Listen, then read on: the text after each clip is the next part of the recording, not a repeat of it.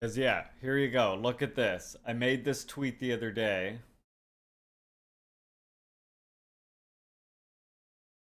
This.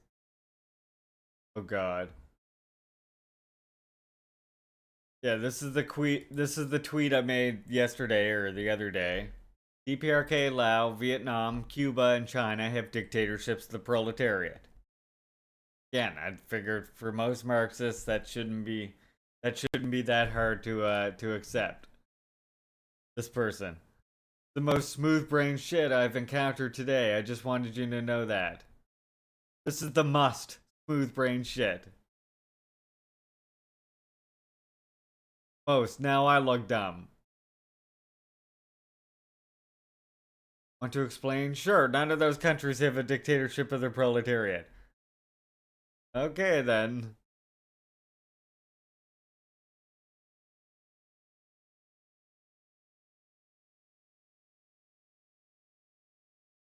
Oh yeah, yeah, this person that I have blocked. If you are not following Lenin Enjoyer, you are doing communism wrong. They have me blocked.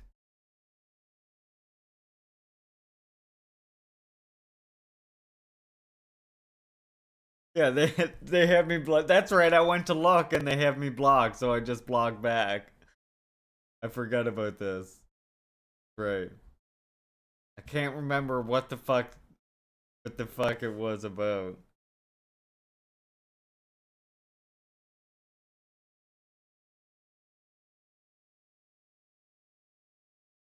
Yeah, that okay, well that this actually explains their races against native people. That would actually make sense as to why we have each other blocked.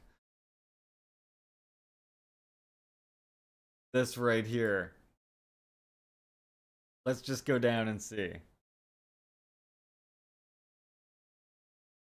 Yeah, exactly, St. Lotus. That is what Mark said after all. Thanks for this tweet because it's helping me find people I needed to unfollow. This info should be obvious to any self-proclaimed communist. I always find those who disagree have never been to any of these socialist states. And I added that they tend to be of a mindset that agrees with Western European colonial hegemony. The idea is pushed by that.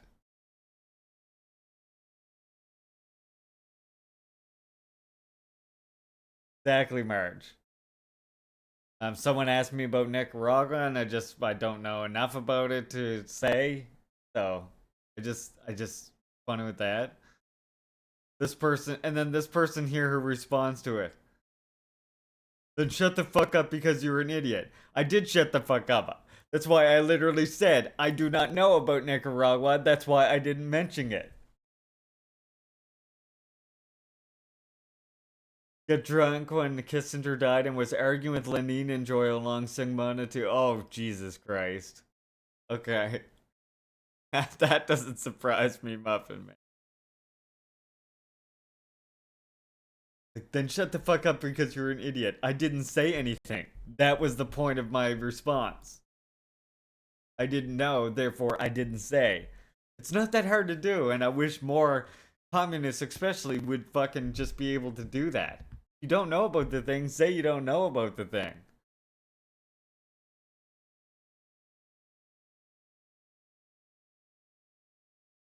Oh yeah, and this reminded me.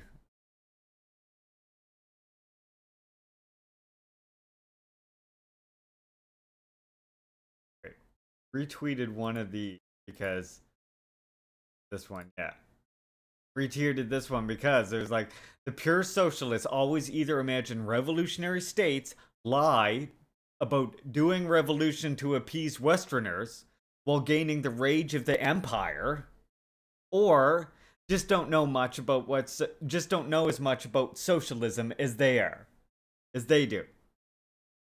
Right? This is the either it's either one of these two things. Either but they believe that like socialist states are calling themselves socialists just to fool them, some white westerner or European westerner or whatever, just trying to fool them while at the same time gaining the hatred and aggression of the biggest empire the world has ever seen. instead of, the opposite, which would make more sense, which is to pretend to be capitalist while being socialist in order to not gain the hatred of the empire.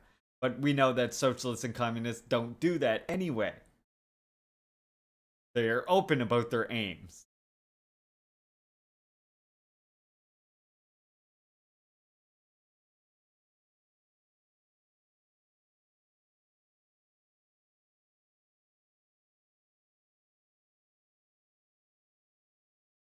Yeah. Baldwin's Ghost here makes a good comment. And being anti those countries is entirely useless. Not like if DPRK collapses, they're going to get their preferred socialist state, they're going to get hyper-capitalism. Colonialism. Exactly.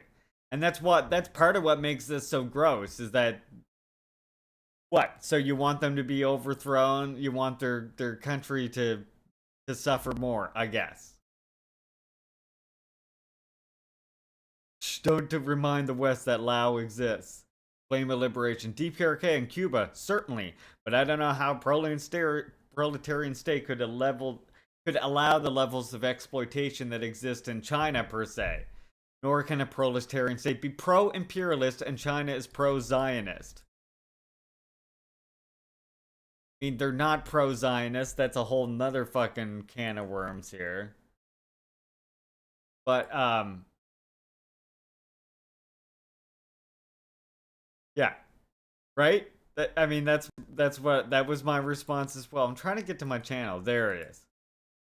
If you want to hear more about our discussion on China, I did talk about it yesterday here while ranting about the dictatorship of the proletariat. We did talk about China and why it's socialist. But yeah, this gets into some pretty... Damn, I should stop doing that so that I don't have to keep scrolling down. I should do it like this. That's better. The fuck is this? What exploitation? What pro-Zionist? What pro-imperialism? Zionism is an extension of US imperialism. China is Israel's second biggest trading partner. Israel and China support each other militarily to a very significant extent. I'm surprised that you're shocked by this information. Where is China supporting... Can you please, though, seriously point to me where China's fucking supporting Israel militarily right now? At all? Comrade Bobby, what's up? Welcome to the cringe department. The Chinese foreign minister made a statement about Palestine liberation like a week ago. Yep. Yeah, no, it is straight up false. And then look at this. You don't know you don't know any of this history. You have a lot of opinions, but not much knowledge. This is so fucking beyond cringe. You are welcome for educating you Dengite Zionist. Jesus Christ. What the fuck, dude? Calm the fuck. Flame of liberation needs to fuck right off his head. Again, my statement here that these people are responding to is the 5 socialist countries are 5 socialist countries. Wrong. Yeah, give me a... Sounds good. They'll start again in another 5 minutes. And then I'll fill up my drink. Sounds great. Hey, by the way, 420 redemption would be...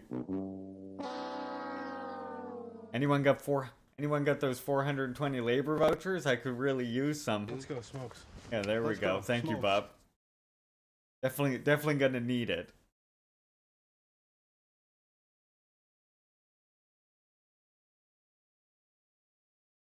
Yeah, they call you Dengite if you don't think Deng Xiaoping was some evil person conspiring to betray the revolution. It's all for one motherfucker and one motherfucker for all motherfuckers everywhere, you know what I'm saying? It should not be a controversial statement to say that the 5 socialist countries have a dictatorship of the proletariat. This person here, well, one of them does.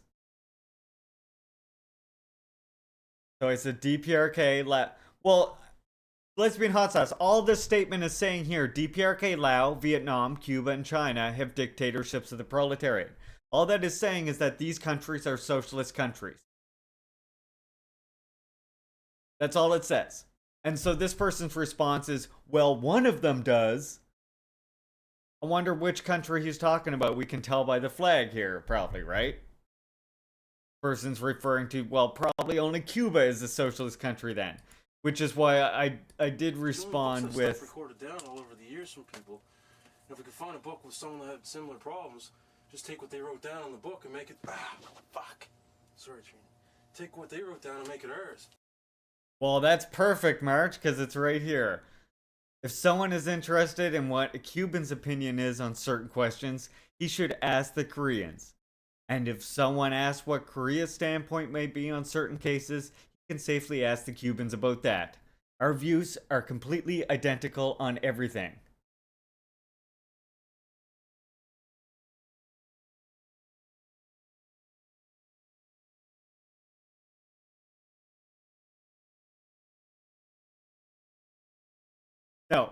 No reply to this.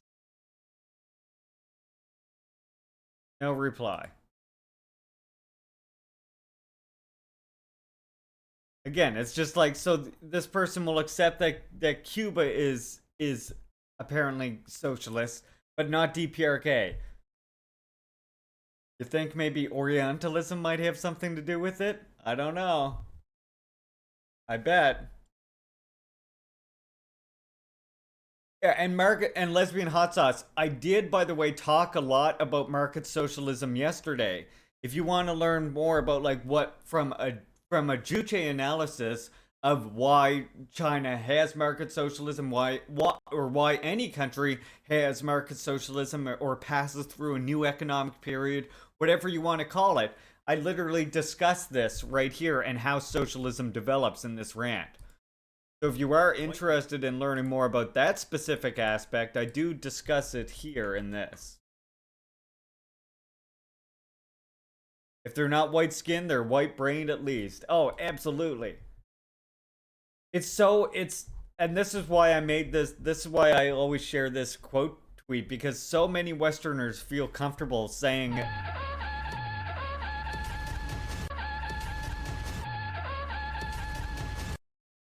La Sue, thank you.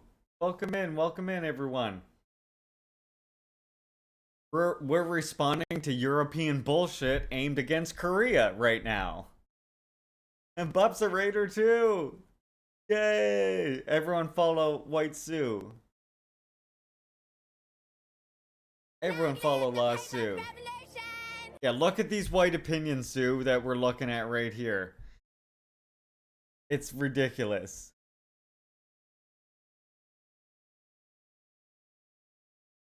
Like this one here. This is the typical Western position that they will believe that, or I should say, sorry, the typical Western communist position that they will accept that Cuba is socialist, but won't accept that. Yes, that's the evil doppelganger.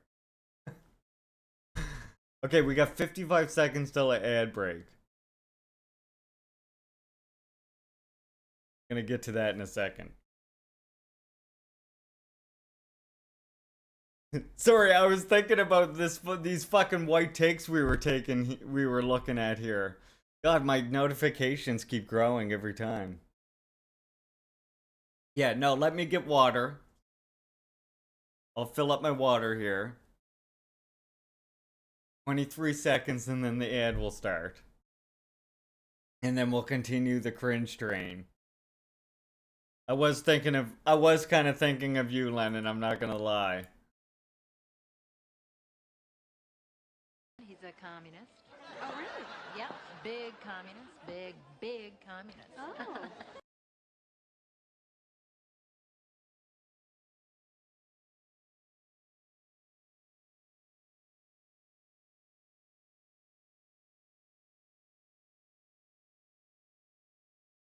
Okay, what I'll do is I'll keep up this part so that you can see what it actually is about. They only accept Cuba because they see it as inferior, so it is acceptable for them to be a little better. Exactly. Yeah. Lucky little Cuba. But I mean, like, I don't understand how, like, I mean, I guess DPRK has a nuclear weapon, so it's big and scary now. Yeah, here's what we're responding to. For Disby, we are responding to some absolute nonsense in the comments of this. Really should not be a controversial statement for any communist to accept, in my opinion. DPRK, Laos, Vietnam, Cuba, and China have dictatorships of the proletariat. Alright, let me fill up my drink. One sec. We'll do very time.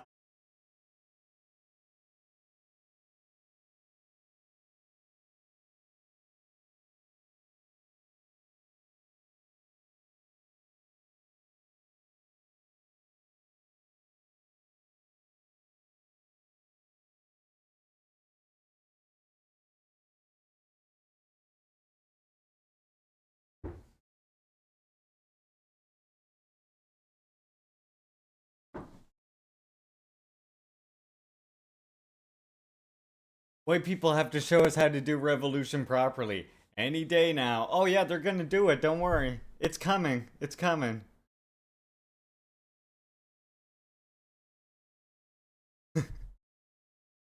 This is gonna be I did a good meme here. And then this John Edgeberg guy is the one that links us an article that we're gonna look at. Gonna get long. Gonna get long when I open up that article.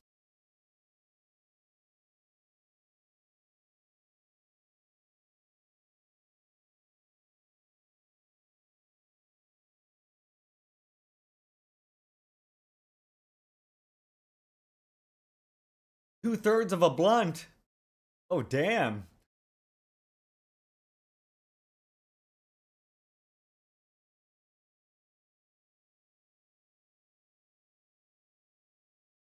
Soviet were mostly Slavs, so the racists don't think they were white either. Yep. Not white enough. Not white enough to be revolutionary, Radisby. That's why the USSR didn't count either.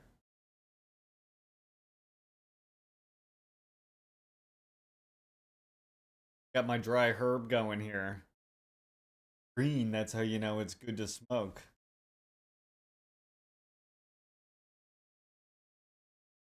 I remembered I remembered Fanon.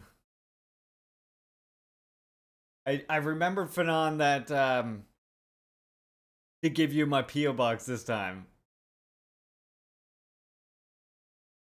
I just want to well, I'm just going to address I'm just going to address this stuff here in the replies and stuff. I don't know when I'm gonna have to run today because I do have to pick up my son.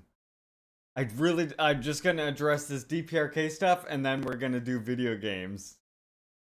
You gonna send me beans today? Oh yeah.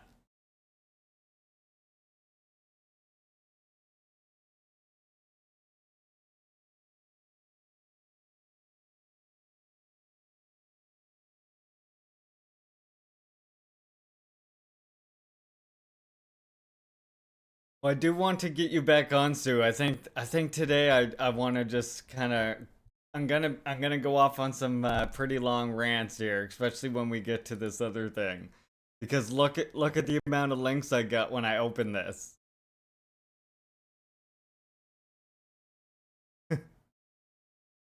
I got a lot of shit to say. I do want to get you on again real soon, though, Sue.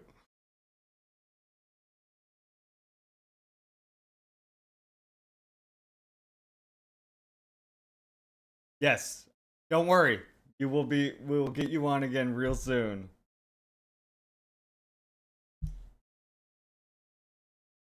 Okay, now check this out. Let's continue on with this. Replies to this. DPRK, Laos, Vietnam, Cuba, and China have dictatorships of the proletariat. Except they don't. Nearly all of these regions have either multi-class dictatorship. What the fuck is a multi-class dictatorship? Can somebody please explain that to me? What is a multi-class dictatorship, for fuck's sakes?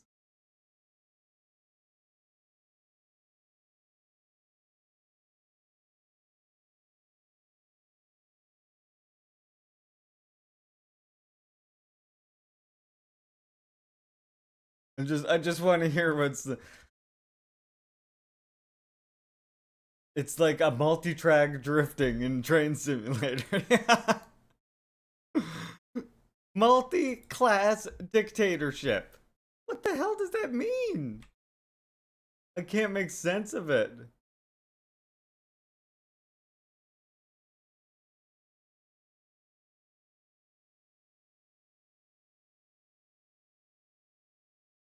Bureaucracy, yeah. Revisionism or something, probably.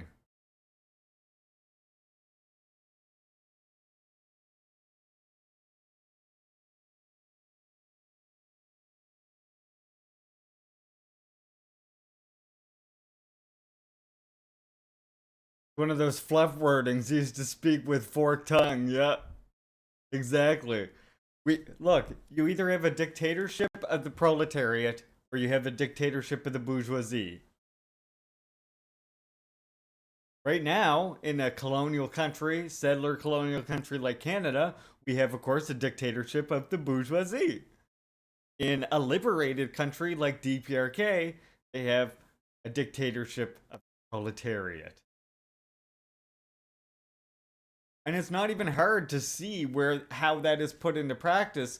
I mean, for proof, you only have to look at the simple fact that they're in the most embargoed, most sanctioned country in the world. They provide all their citizens with housing, healthcare, free food, free education, prescription medicine, and here in the richest countries in the world, First Nations people don't have clean fucking drinking water. They forcibly sterilize First Nations people who go to hospital. Look at the healthcare in fucking the US, for God's sakes.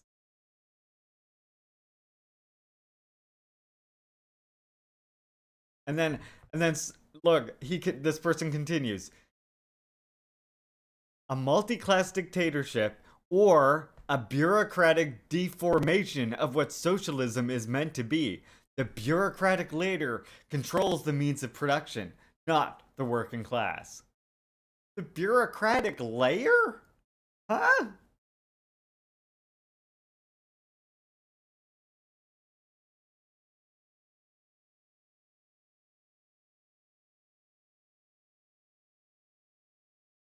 Well, yeah, that is what we want here, Sue. Absolutely.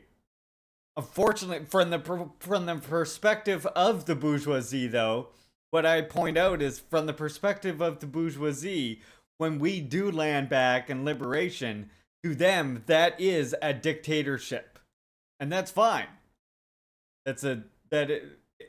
From their perspective, it's a dictatorship of native law over their right to colonize and genocide native people.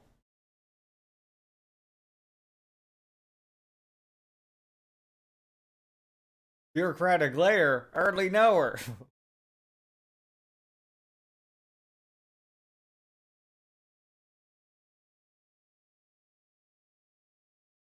Oh, when will we build communism? Well, that's the eternal question, is it not? Yeah, exactly, Sue. People of privilege think equality is them being oppressed, right? From the point of view of the bourgeoisie and those people who have a paradise at the expense of the rest of us, they truly believe that living under like native leadership or living as equals with everyone else, that now they are the ones who are oppressed, right? How so? What conditions do they possess that indicate a dictatorship of the proletariat is in effect? Well, I mean, I just explained that with Cuba and DPRK, with free education, free healthcare, free housing, These things are very good indicators, especially, again, when you factor in that these countries are under the worst sanctions and embargoes on the earth.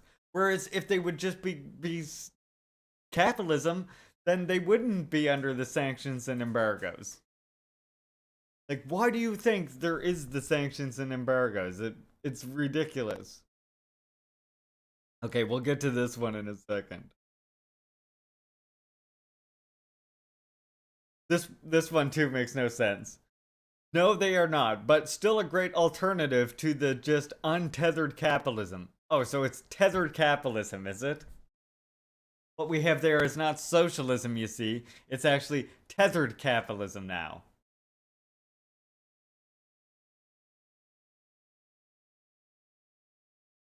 Hey, Strin. Welcome in.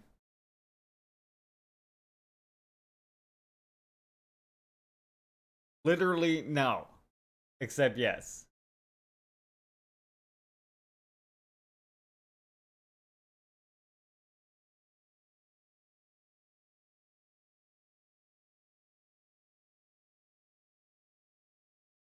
That's what?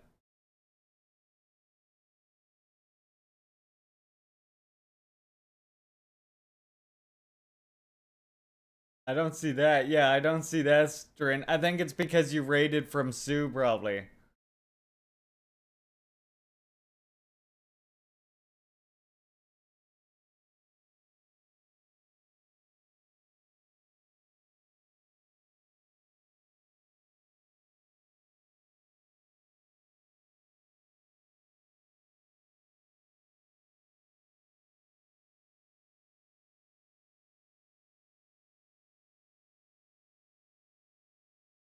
Just looking for. Oh, here we go. Here's a real. It says raiding Comrade Bobby. That was yesterday. we raided Comrade Bobby yesterday. That's funny. This one here.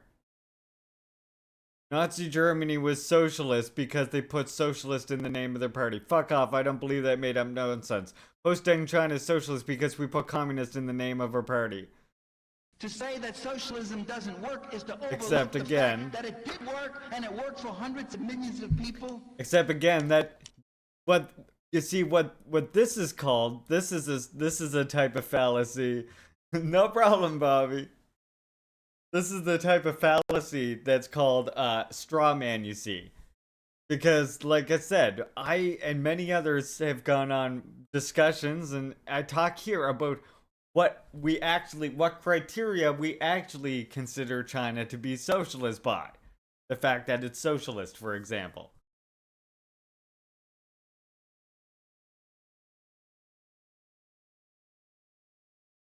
Dictatorships of the proletariat is when having a capitalist economy. But it's just because, yeah, DPRK famously with its capitalist economy.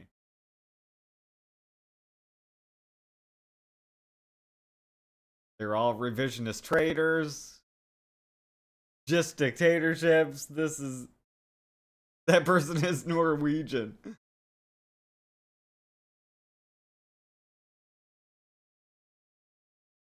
And then there's the smooth brain one. And yeah. Then this is just like the liberal comments get under the most liberal of the comments somehow ended up down here, which I do appreciate. Stop simping for North Koreans. Nobody has rights there. There are no union and no labor rights. They have subsidized unions in DPRK. Their unions are literally fucking funded.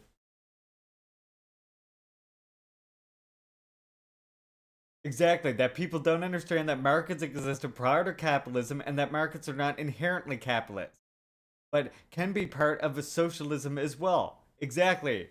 And can be used by the dictatorship of the proletariat to develop their productive forces while they are strengthening their strengthening their actual like socialist system, right? And in fact, that is the purpose of market socialism.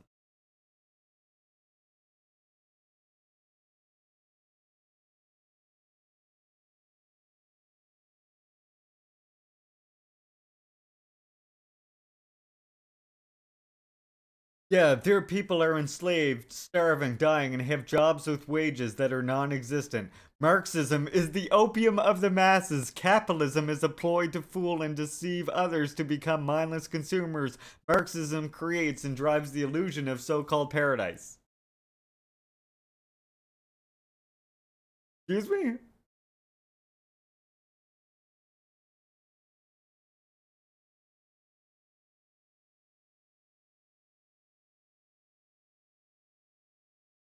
Like, seriously, what the fuck did you just say there?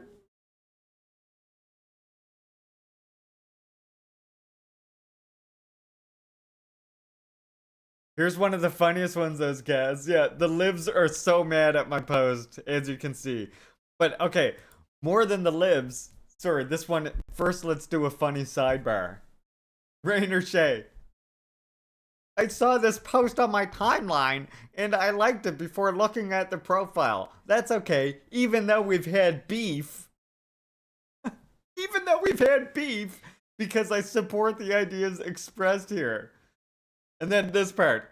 It's not too late to join me in fighting the Rad Libs, Larry. Nurture your base side, and that's where you'll end up. Good, good. Now let the hate based flow through you. Excellent.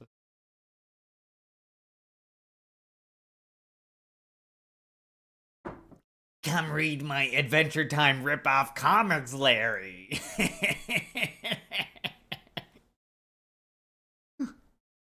I'm like, what the fuck? I want to be Palpatine so bad.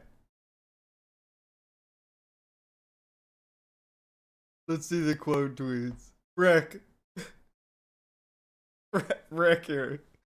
Dude is a patsock and has no native friends. Be my friend, Larry. My mom said I can go outside, but only on weekends and with my location turned on.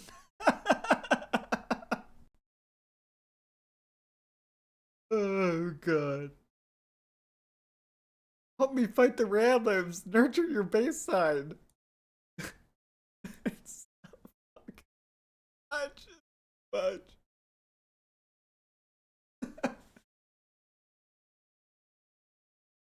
Nerd. Rainer looking at the comments.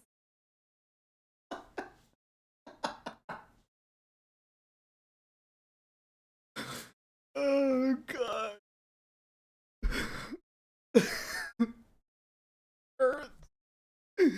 It's hurt my sides. I also retweeted. I also quote tweeted Rainer Shea.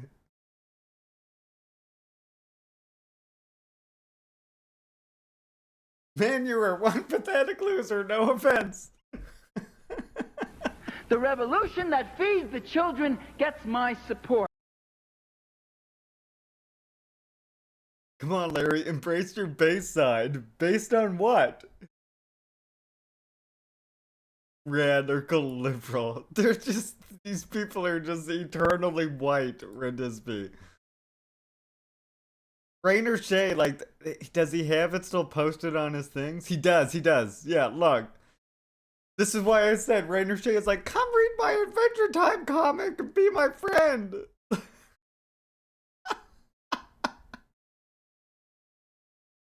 Is this your praxis? Is this your praxis? You're gonna lecture me about fucking revolution and this is your praxis right here. This is your theory? Is this your theory?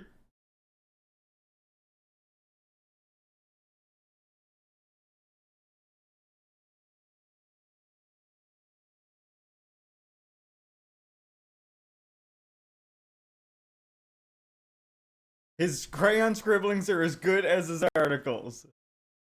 I mean, look, I wouldn't have a problem with his art if it isn't just copying Adventure Time and perpetuating it with fucking with this goddamn settler colonial bullshit and calling it communism.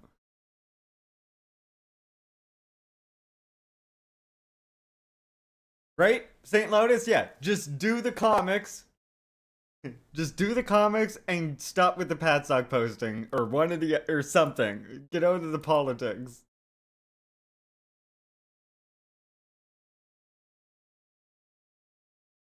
The art is less offensive than the, but if you actually read any of his comics, they lately they have been getting into that I'm a Patsock and now I'm reflecting it in my shit.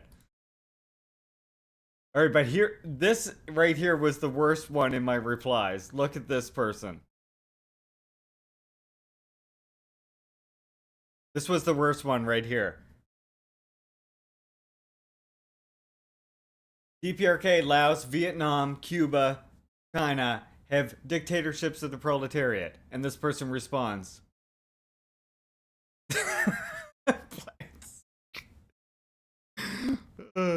The DPRK is ethno-nationalist and idealist.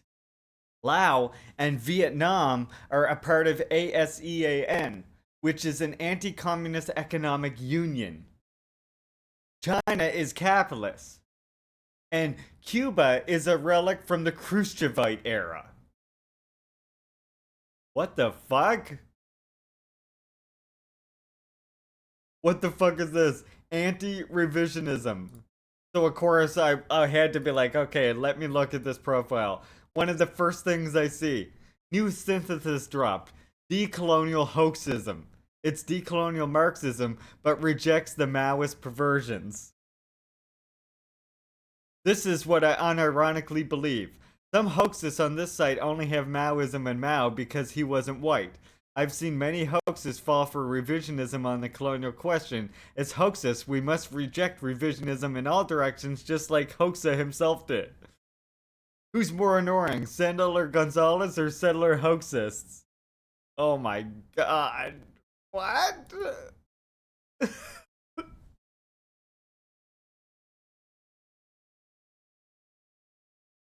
Don't worry, K-Communism. Like I told you online, I can read exactly what you're saying.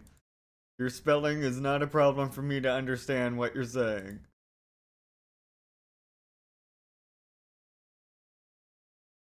And they know they answer this right and stuff, right? China is committing neocolonialism by funding pipelines in Canada.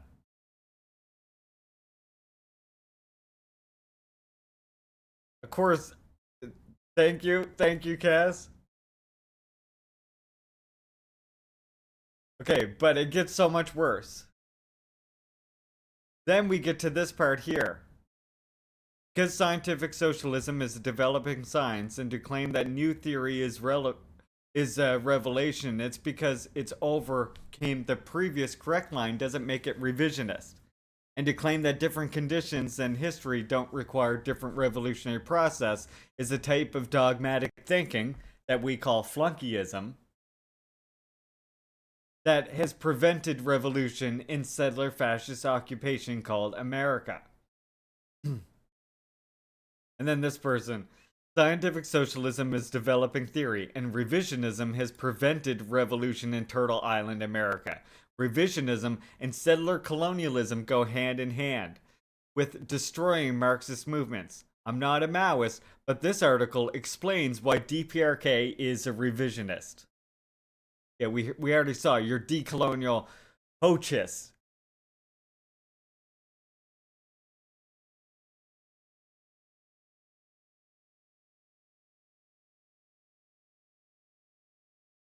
Enver Hoxha.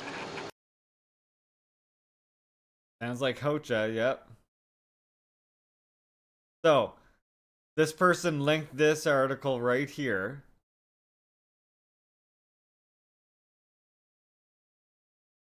Which I brought up. Here it is. A critique of Juche. Oh dear. Oh my. I'll read you the intro. We're not going to read the whole thing because it's just so much. Okay, Sue. Enjoy your sleep, comrade. Get rest, self-care. Love you. We will keep your campaign going over at Chunkaluda.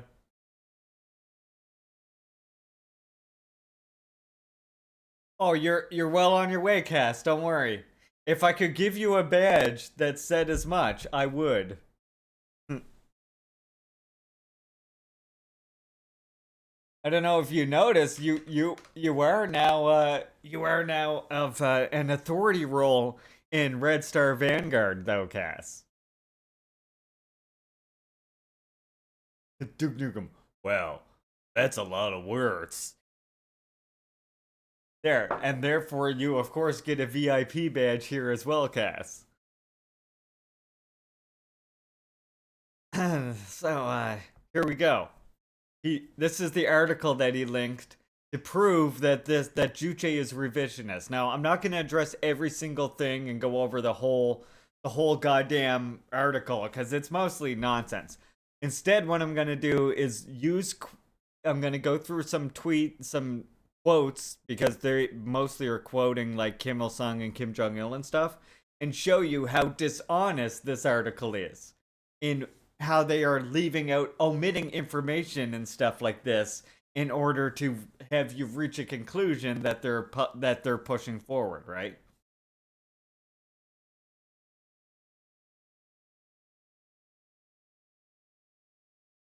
Kick, yeah. Kick is where our comrade Barry has to stream at the moment because of supporting Palestine. So that's why we do encourage you to follow the only good stream on Kick, which is Lenin Smash. So I'll just read you this intro first, and then we'll go through and you can see I read this whole thing last night, and I just highlighted things that I could show you where they're being super dishonest. And yeah, you will see Larry on Kick as well. But yeah, hello everyone. Maoist98 here. With a brand new video. Today's subject will be on the ideology of Juche. I decided to do this video because I don't think many people know about the ideology of Juche and its principles. I want to go over it honestly and show what it truly is, reactionary. Now, this is not an easy video to make as it was hard to find resources on Juche that were reliable, but I did manage to find some and they will be in the links in the description. Here we go. And I'll also flash the citation when I mention them. Now let us begin. So, like this first one right here. Look at this. Oh, we'll show you what some of these links are. Yet, over time, it had become more apparent that Juche was not Marxist-Leninist application at all. In the early 90s, its ideologues officially declared Juche to be a completely separate ideology. What was once considered to be only a Korean application of Marxist ideology that fit their struggle was later promoted to as an international ideology that could be applied everywhere, despite its lack of focus on class struggle.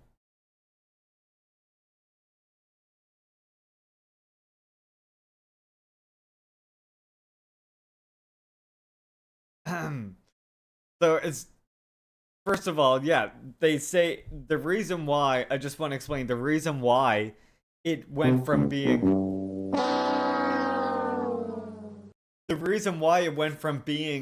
simply an application of Marxism-Leninism to being an original philosophy, universal philosophy, is because it was developed. That's how theory develops. And Juche itself emerged through the course of developing and applying Marxism-Leninism to DPRK. And at a certain point, when you have a fully established socialist system, you see, because Marxism and Leninism arose for analyzing existing capitalism and imperialism and could not really go into scientific descriptions about socialism due to the fact that Lenin didn't live through a fully established socialist system, because of that fact, when you get to a socialist society, you need to have new theory that pertains to you know what a shit barometer is, boss? Measures the shit pressure in the air. You can feel it. Listen, Bubs, hear that? sounds of the whispering That winds could work. of That shit. could work, St. Lotus. Not enough portraits of Marx. Yeah. And then, despite its lack of focus on class struggle. So, they say about, and I just want to remind you, we read this quote yesterday. This is from Kim Il-sung. Our class struggle is designed not only to working classize the peasantry and terminate its existence as a class, but also to revolutionize the previous middle class, including the intelligentsia and urban petty bourgeoisie, and remold them on the pattern of the working class. This is the principal form of the class struggle we are now waging.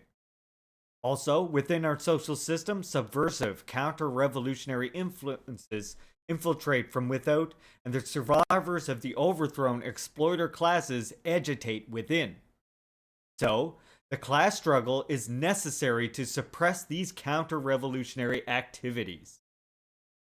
In this way, there is, in socialist society, a form of class struggle exercising dictatorship over both external and internal enemies, along with the basic form of class struggle, which aims to revolutionize and remold the workers, peasants, and working intellectuals through cooperation, so as to achieve unity and solidarity. In a socialist society, therefore, the class struggle does not disappear, but continues in different forms. How could you deny that it would continue on different forms? You now have the working class in control of state organs. It is perfectly correct to consider the question of class struggle in socialist society in this way.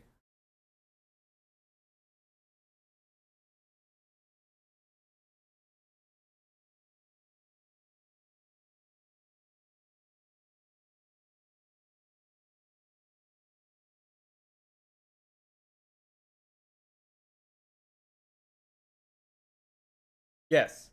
Yes, the USSR absolutely did. And not to mention Albania. Not to mention Albania, right? Juche ideology is anti-materialist now. So, one of the key things that marks Juche is different from Marxism is its core philosophy. Kim Jong-il remarks that, quote, man is the master of his destiny, and that Juche is a new philosophical thought that centers around man. Now, this could be tongue-in-cheek romanticism about having control of our conditions, but he goes on to say that the limitations of the preceding theory, Marxism, were based on materialist outlook on history, and right here is where he's getting tripped up, which I'll show you in a second. The limitations of preceding theory, Marxism, were based on the materialist outlook on history that have been revealed more clearly in the course of socialist construction since the establishment of the socialist system. Now, did you catch anything odd with that statement? Might take a while, especially for those that aren't fully familiar with Marxist philosophy. What he is saying is that Marx's understanding of materialism is limited, and that due to this, we shouldn't solely focus on materialism. So he argues for an idealist perspective. How do we know this? Well, if we were talking about materialism, he would only be talking about either two types, dialectical materialism or mechanical materialism. The Marxist understanding of materialism is that the material conditions of the world are primary. We have an understanding of the effect of the material world and how we can change it within our limits. Within our material conditions, there is universal theory and particular theory. This is the view of dialectical materialism, but he is not talking about dialectical materialism, nor does he mention the errors of mechanical materialism. And this is going to get even more rich in a second.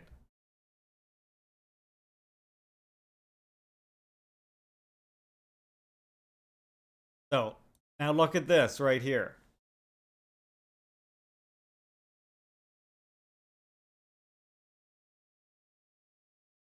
First, I want you to hear this.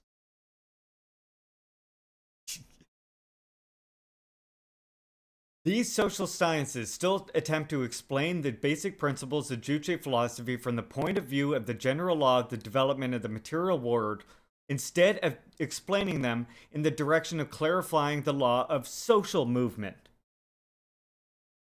The proponents of this view say that their argument is aimed at proving that Juche philosophy is a new development also of Marxist materialist dialectics.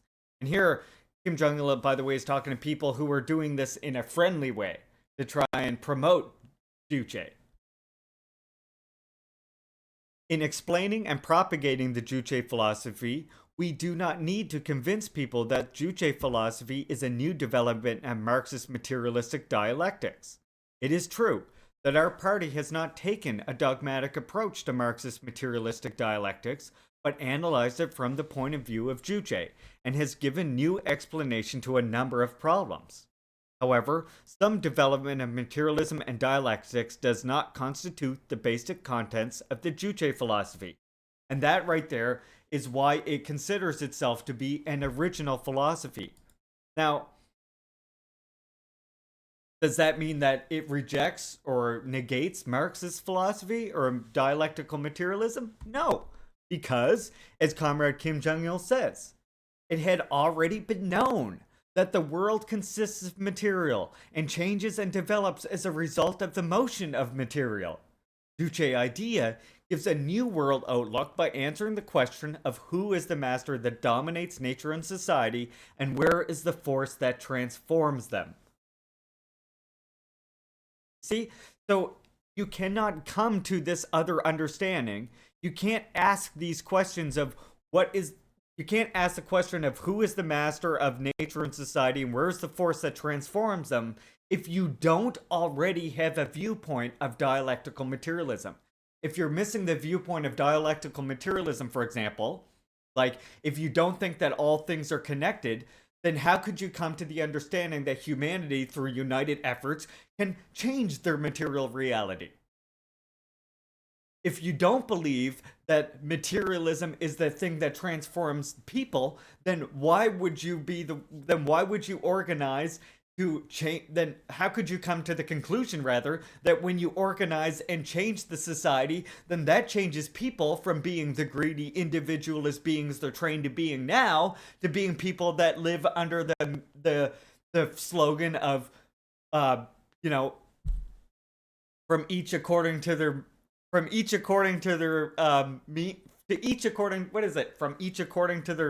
ability to each according to their needs, or whatever.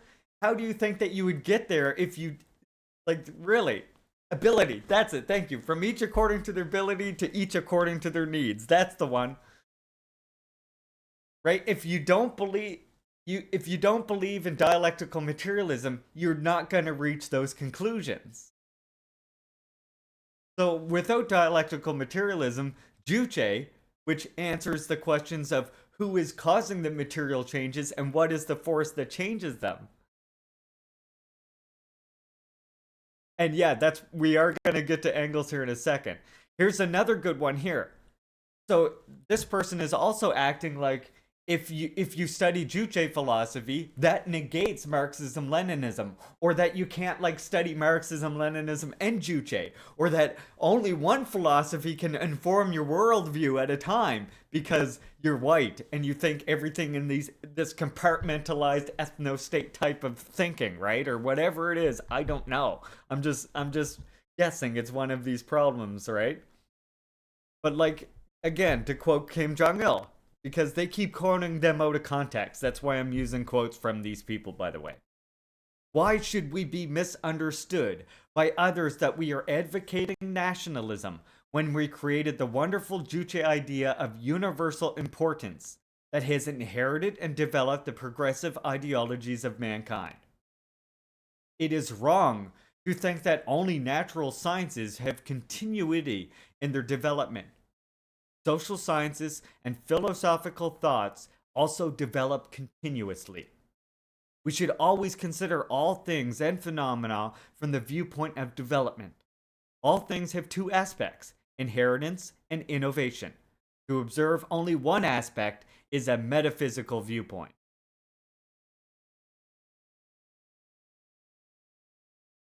And what they're doing with this is saying because Juche is analyzing these social factors of revolution, it is therefore antithetical to Marxism, which already discovered the material factors that form the basis for the questions and answers that Juche elucidates to be able to exist at all. Again, it's only with the existence of dialectical materialism that the philosophy of Juche is able to emerge. And then I just want to give you more context for this part right here, where he's saying the limitations of the preceding theory were based on the materialist outlook of history. So here's to explain what he's saying there. Look at this. Although the founders of Marxism established the materialistic dialectical concept of social history, I want you to understand right here that he's specifying dialectical concept of social history. That's the very important part right here. Not saying dialectical materialism is wrong. He's saying the application of dialectical materialism to social history runs into certain limitations. So he's not even saying that that's wrong.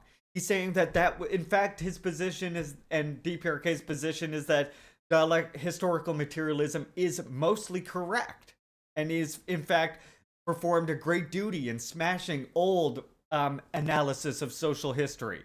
But what he's saying is that, especially when you have a socialist system emerge, you run into certain limitations of historical materialism. See, and these limitations are most notably revealed in a socialist system because, as I said earlier, Marx and Lenin never lived in a fully established socialist system in order to make new theory that pertains to this, right? And Marxism-Leninism, as its foundation, is set up to be an analysis of pre-existing monopoly capitalism and imperialism. That's why each place that is carrying out revolution has to make relevant theory for their own conditions, their own situation, right? And if you think you can just take if you think you can just take like a materialist analysis and ignore the peculiar social aspects of revolution, then you're going to be left with a one-sided view that even Marx and Engels realized existed, which is why well, I'll continue with Kim Jong-il because he actually says it right here. So, although the founders of Marxism-Leninism established materialistic dialectical concept of social history by applying the general law of the development of the material world to social history, they themselves came across many problems in the practical social movement, problems which could not be resolved only by the general law of the development of the material world. So, they attempted to overcome the one-sidedness of materialistic dialectical concept of social history by advancing some theories.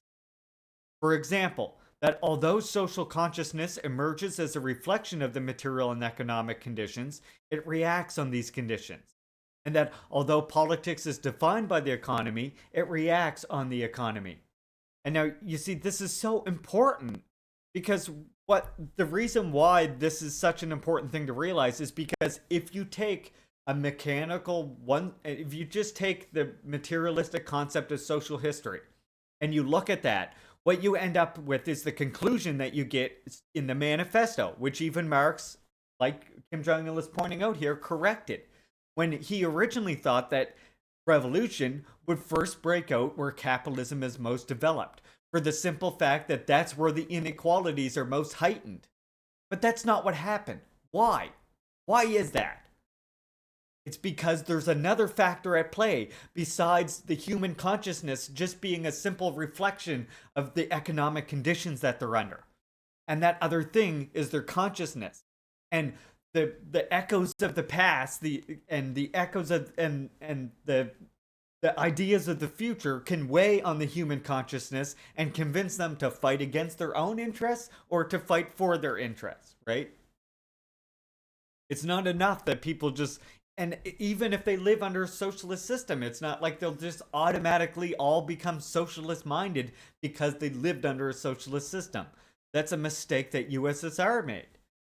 They still have to engage in a campaign of ideological education in order to educate everybody, in order to train people to be socialist minded people. So, however, the Marxist materialistic concept of history is, in essence, a view on social history which considers the common character of the motion of nature and the social movement as the main factor. This theory was unable to avoid the limitation of identifying the process of social development with that of natural history. The fundamental difference between the Juche philosophy and the preceding philosophy results in the final analysis from a different understanding of humanity. And now, another thing that is important to understand as well. Well, I think we will actually get to this here.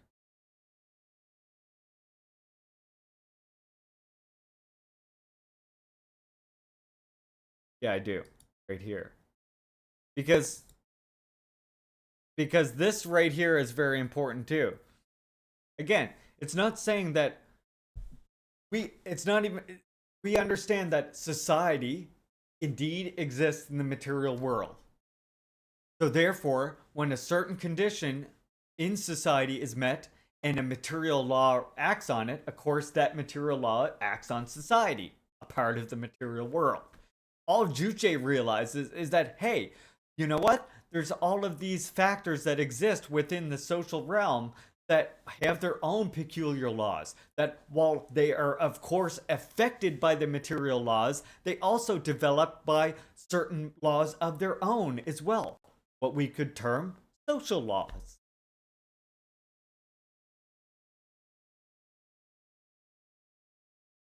And then, by the way, it's not just DPRK that realized this fact about historical materialism. And this is why I wanted to point out Huey Newton, a member of the Black Panther Party. Something that Maoists also like to claim, by the way, is that Black Panther Party was somehow a Maoist party or something like this. They weren't. They were a communist party. And so I want to show you here that they were also coming to the same conclusions about historical materialism. It's just that this person did not understand that limitations based on materialist outlook on history. They seem to have missed the most important part of this quote. And again, I shared with you the more full quote just a second ago. The Black Panther Party is a Marxist-Leninist party because we follow the dialectical method. And we also integrate theory with practice. We are not mechanical Marxists, and we are not historical materialists. Whoa! This person's head's gonna explode now, right here, say. Exactly, Sebs. And that's the thing.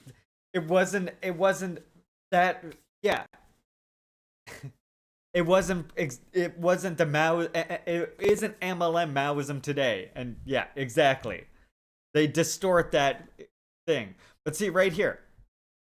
Listen to what he says here. We are not mechanical Marxists, and we are not historical materialists.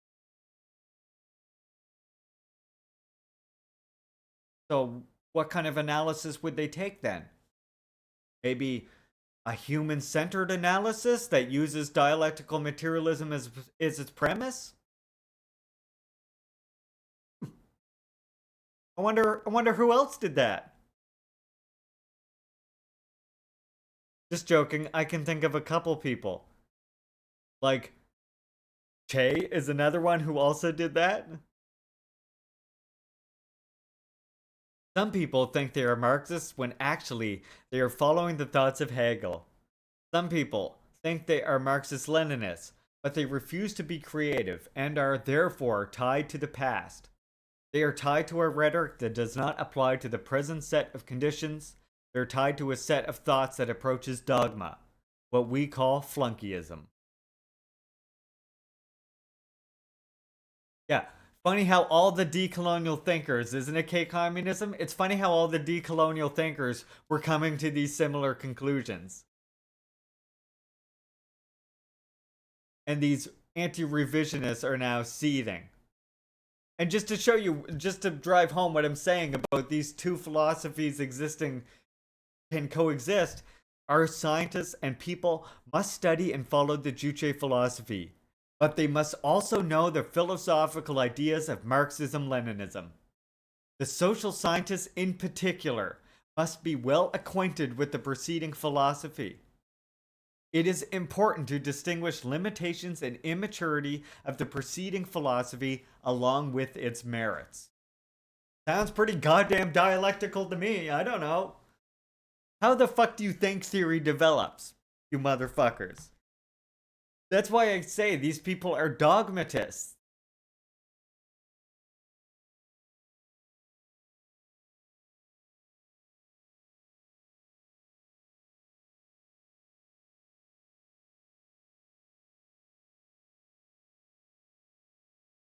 No, historical materialism is not bad. As I just said, it's not that, no, it's not that historical materialism is bad. We can think of it like this. You can think of it like this, Bob.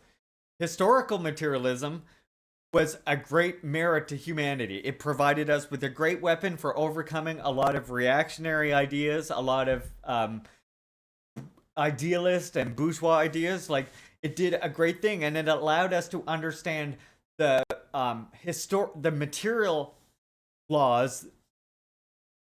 Yeah, exactly. Historical materialism allowed us to understand the material laws that react on society. Juche takes this analysis as being correct and then goes further to say, okay, now what are the particular social laws that are overlooked by trying to apply the material laws to social history?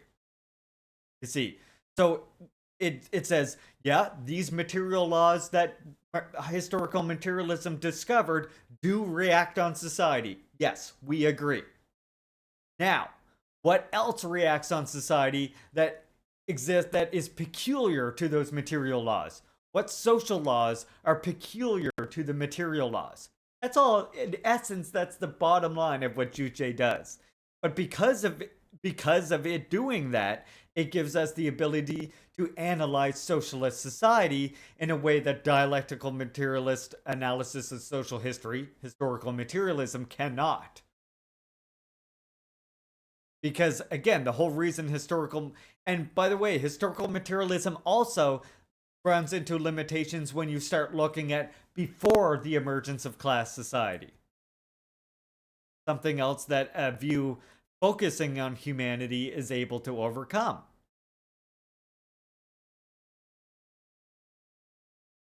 Exactly, Cass. And this is why I say historical materialism and Juche's analysis of social history has inheritance from historical materialism because, as I said, it considers all those material laws to be true and correct. It just says we can learn more, but we can't do it by this focus on what material laws are acting on society. Instead, we need to ask what other forces are acting on society. And then it went, oh, humanity. See.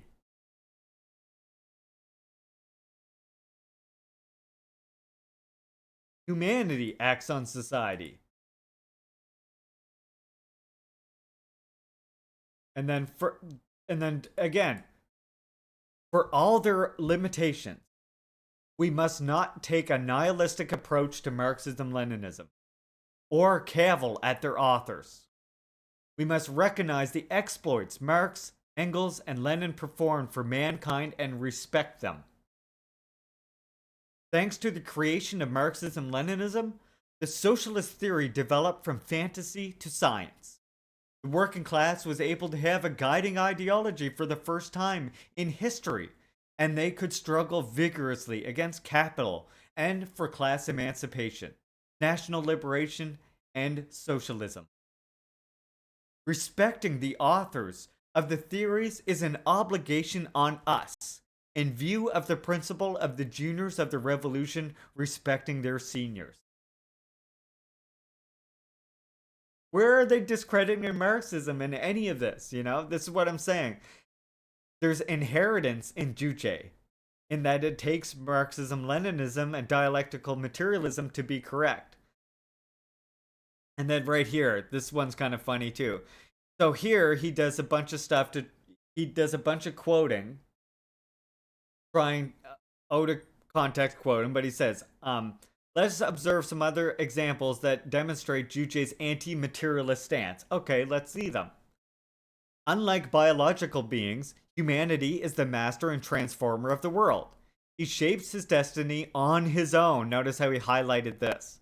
By transforming the objective world to meet their needs. Can anybody argue against this in chat right now? Tell me, if humanity is not the one shaping their destiny, who is? Who? I would like any sort of explanation. And if humanity isn't transforming the objective world around them in order to meet their needs, what is humanity doing then? What does humanity do? You know what I'm saying? It's just like they see these buzzwords and they're like, oh, that doesn't sound Marxist enough. Man is a social being with independence, whereas all other material lives maintain their existence through subordination and adaptation to the objective world. On the strength of this quality, humanity, by the way, there's a lot of stuff in between these two dots. On the strength of this quality, man throws off the fetters of nature. Marx and Engels said the same shit. Marx and Engels literally said this same fucking thing. Literally. Marx and Engels have said this exact goddamn thing right there. That is literally in, like, go read the poverty philosophy and shit from fucking Marx. He literally discusses this shit. Are you gonna tell me that humanity doesn't develop the world around them in a strive to throw off fetters of nature in order to overcome that which restricts us in nature, unlike every other basically animal in nature?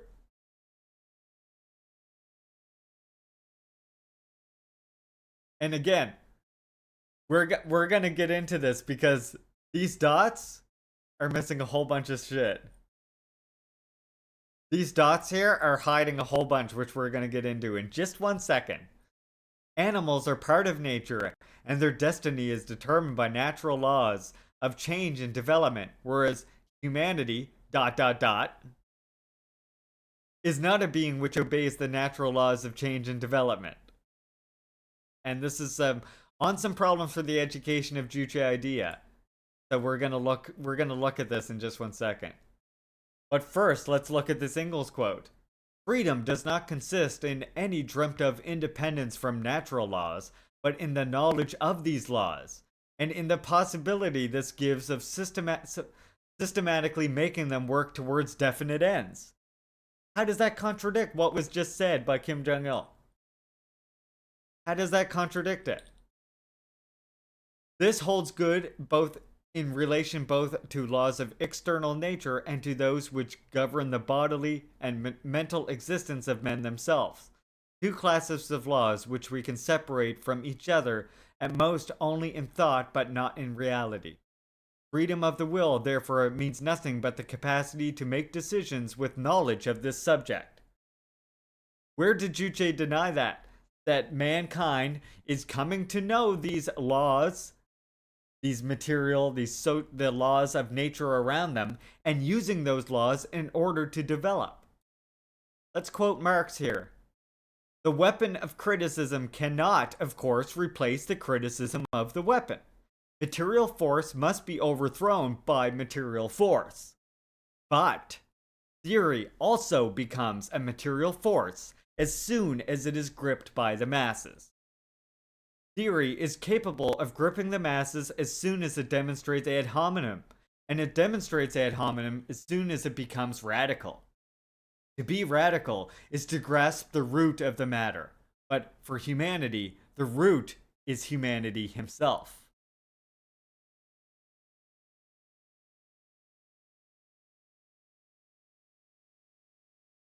So, I want you to see how this was distorted now. And understand the Juche philosophy, it is also necessary to grasp correctly the new human-centered outlook on the world. The Juche philosophy established the outlook on the world by regarding humanity as the main factor and clarified the viewpoint and attitude toward the world by focusing on humanity. This is a major characteristic of Juche philosophy as the revolutionary world outlook of our time. By casting a new light on the outlook of the world, on the viewpoint and attitude of the world, with humanity as the main consideration, the Juche philosophy provided the working class and other working masses with a powerful weapon to transform the world and shape their own destiny. That's okay, Bob. Here's where it gets to the important part.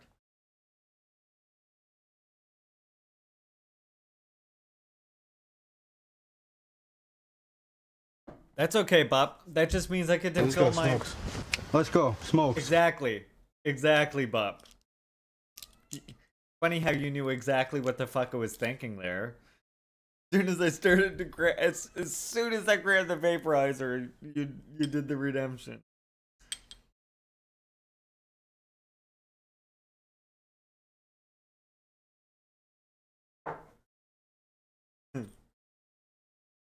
That's perfect. So, by the way, comrades, don't be scared, don't be shy to leave any comments or questions or anything like Bob included. But like anything that you see here that you want me to mention further, don't hesitate to let me know.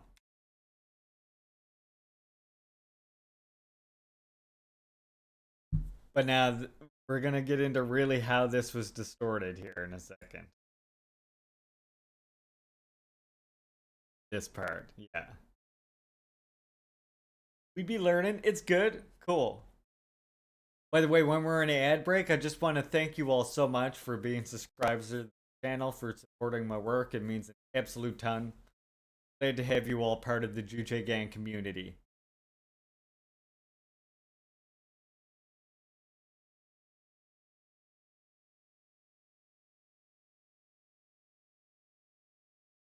Yeah, that's because of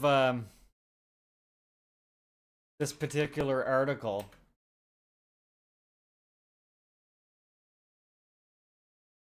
Let me find you.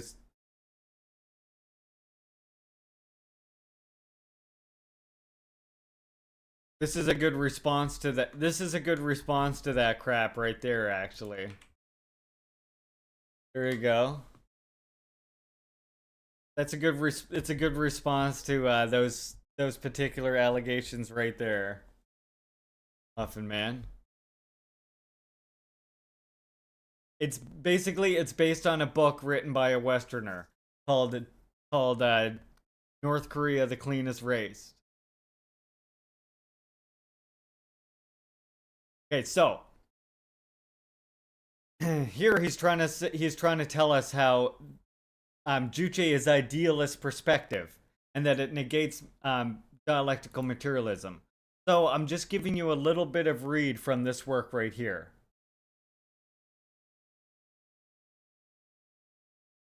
It has already been established by materialistic dialectic that the world consists of material, not consciousness or ideas, and that it moves, changes, and develops in accordance with its own law, not by any supernatural fact. It is an undeniable fact that the world is, in essence, a material entity, a material integrity, and that it moves, changes, and develops in accordance with its inherent laws. The Juche philosophy answered a new question. Who is the master of the world, and what is the motive force for its transformation?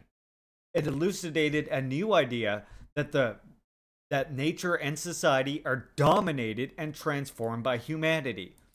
And that's fulfilled brilliantly the philosophical task of our time when the masses are masters of their own destiny in history. As you see, the Juche philosophy made it clear that humanity is the master and dominator of the world. It does not assert that the material world itself is centered on humanity. What Juche philosophy also expounds is that humanity is the transformer of the world, and that the world is reshaped by humanity. Not that all changes in the world are brought about by humanity. The understanding that the material world is centered on humanity, or that all changes in the world are caused by him, are due to the lack of understanding of Juche philosophy. Humanity's position and role must not be misinterpreted in explaining the outlook on the world elucidated by Juche philosophy.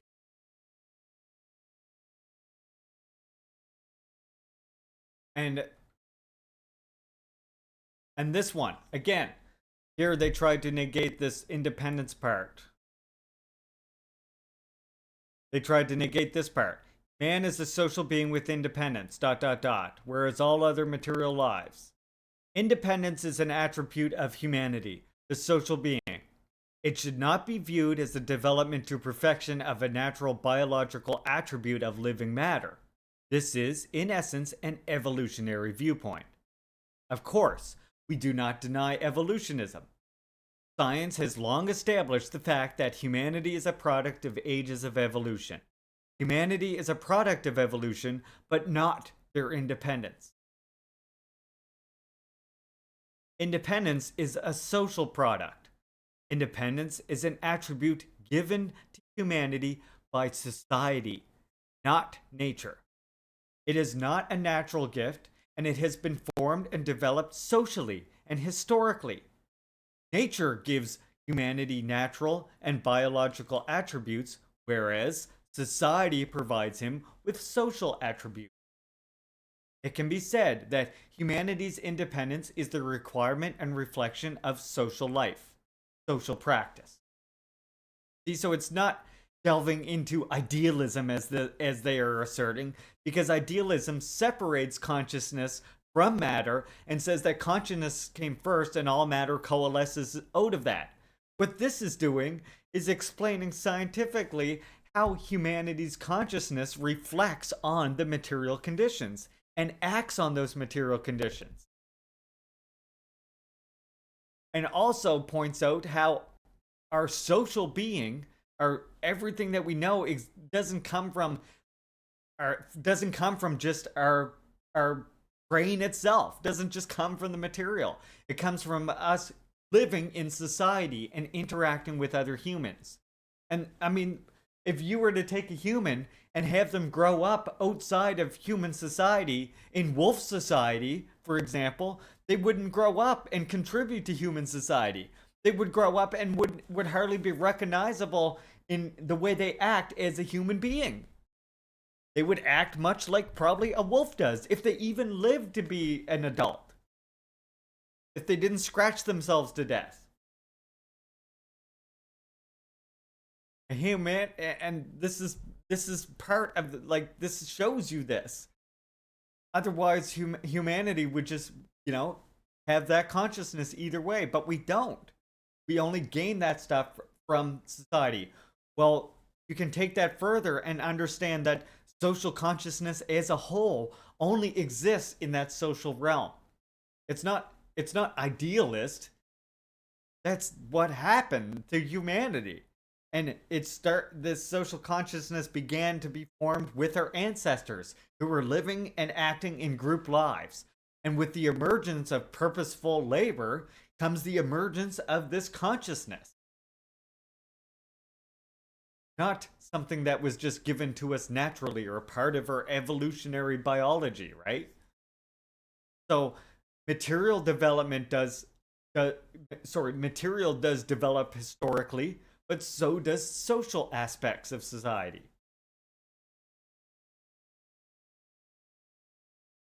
Humanity's independence is inconceivable without their unique physical organ, which has taken shape and developed in the long course of evolution.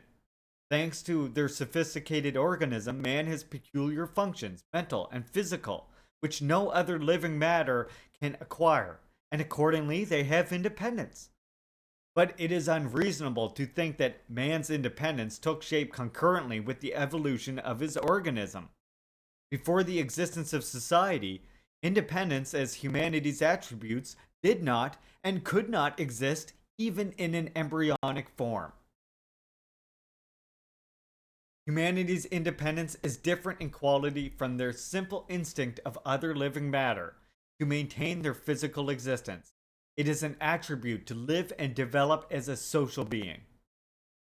It is illogical to try to explain the independence of humanity, the social being, on the basis of a biological instinct to protect his existence. Because humanity doesn't just work. Humanity just existing is not enough to satisfy humanity. We know this. Such an approach would only obviate the fundamental differences between a social being and a natural being,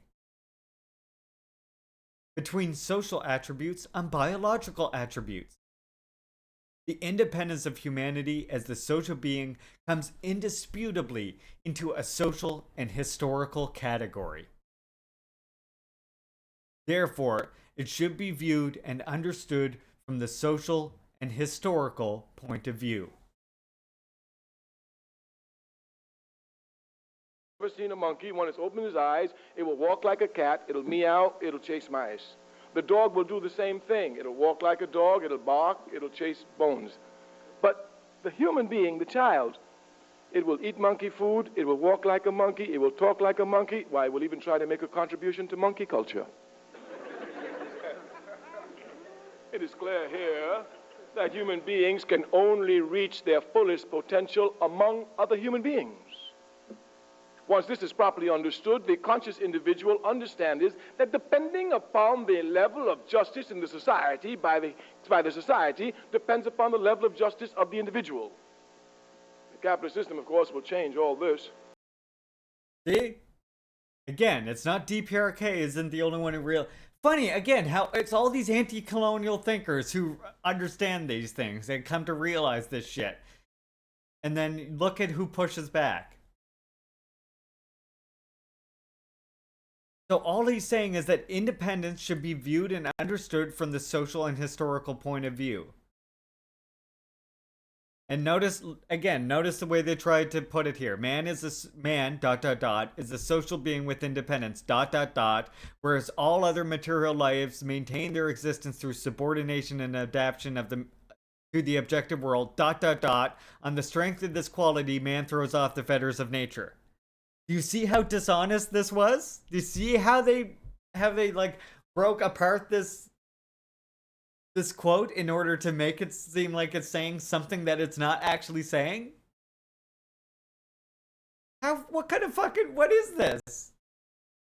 This is your analysis. Like, after what I just read to you about independence, do you see how dishonest that framing is right there? Like, notice what is obviously missing in these dots then, right? Literally all the important shit that explains that elucidates what this is saying appears to be left out.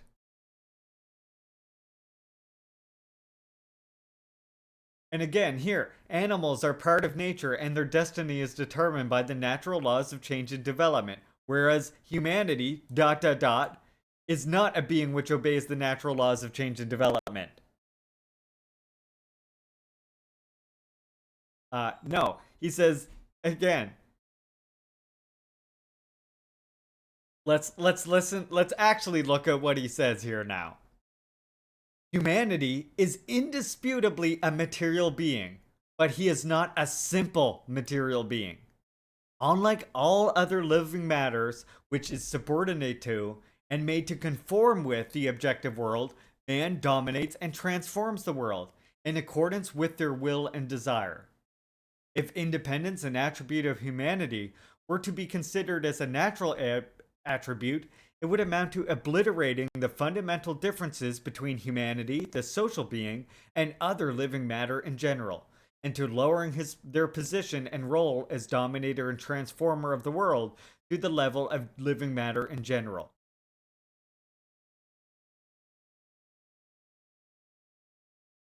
Independence, creativity, and consciousness, although distinguishable from one another, are closely integrated.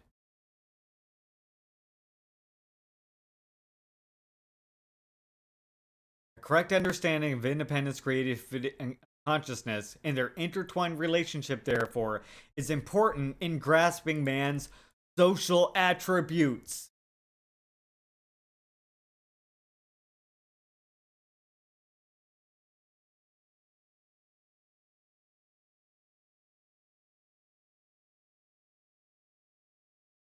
So again, do you see how dishonest this is framed here?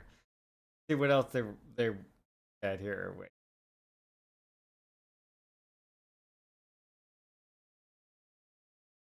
And then this, they quote another part here. In order to prove the justice and superiority of Juche philosophy, we must clearly understand the limitations of preceding philosophy and consider this philosophy in correlation with the latter. Only when Juche philosophy is studied in comparison with Marxist philosophy, the limitations of which lie in the fact that it regards the development of all things as a process of the history of nature, can its superiority be clearly elucidated. Some people attempt to explain the fundamental different principles of Juche philosophy, including the essential characteristics of humanity, as we just talked about, from the point of view of the general law of the development of the material world, instead of explaining them by clarifying the law of social movement. In the final analysis, this can be constructed as being tantamount to trying to explain Juche philosophy from the viewpoint of development of Marxist materialistic dialectical materialism, not as a completely original philosophy. This makes it impossible to clarify the originality of Juche philosophy correctly. Wait. Imagine this though, comrades. Imagine that it would be hard to explain a philosophy which builds on dialectical materialism, elucidates new particular social laws through the lens of dialectical materialism alone. Maybe that's because it came after and built upon it, includes the necessary principles of dialectical materialism, and so on and so forth.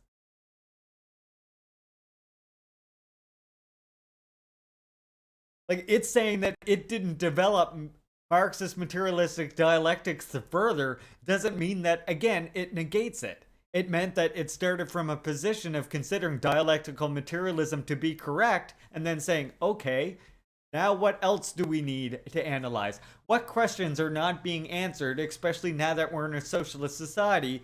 What questions are not being answered by dialectical materialism alone? Exactly. It's almost like they're not antithetical to each other. Beings can only reach their fullest potential among other human beings. I hate to do this, but I just want to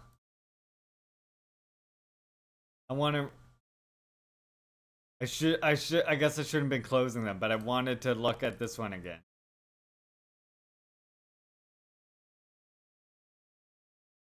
This one, yeah. This is the one. Again, why should we be misunderstood by others? Why should we be misunderstood by others that we are advocating nationalism when we created the wonderful Juche idea of universal importance that has inherited and developed the progressive ideologies of mankind? It is wrong to think that only natural sciences have continuity in their development. Social sciences and philosophical thoughts also develop continuously. We should always consider all things and phenomena from the viewpoint of development. All things have two aspects, inheritance and innovation. To observe only one aspect is a metaphysical viewpoint.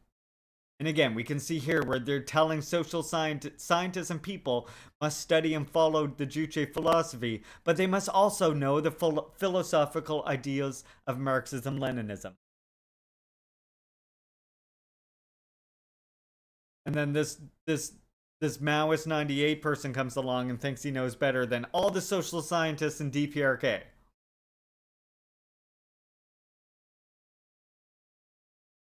So, look at him just. So here he goes. Look, Maoist 98 is now going to dissect this, everyone. Believing that dialectical materialism is limited, Juche argues that humanity can control their destiny. They can. Or in other words, bend material conditions to their will. What does that mean? This isn't a development of Marxist theory. True, again, but a revision of it. No, it's not. It idealistically replaces materialism with the notion of mind over matter. We must remember that matter and mind are inseparable. The subjective is within the objective. Consciousness does not exist separate from matter, as it is a particular form of matter in motion, and it's important to acknowledge how it interacts with other forms of matter. How does this contradict? Again, how does that contradict anything that Juche just said?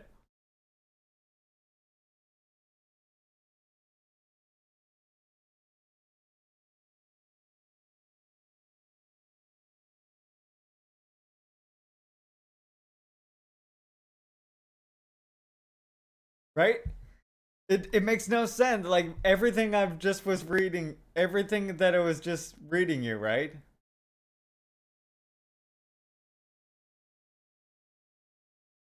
Like everything I was just reading you there. Think about it.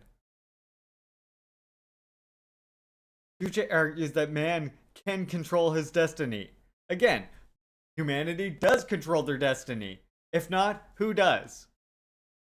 Who else can transform and shape humanity if not humanity? This isn't a development of Marxist theory. Again, we know Juche starts from the viewpoint of considering Marxist theory to be correct and then analyzes new questions that need to be asked. But a revision of it. It idealistically replaces materialism with the notion of mind over matter.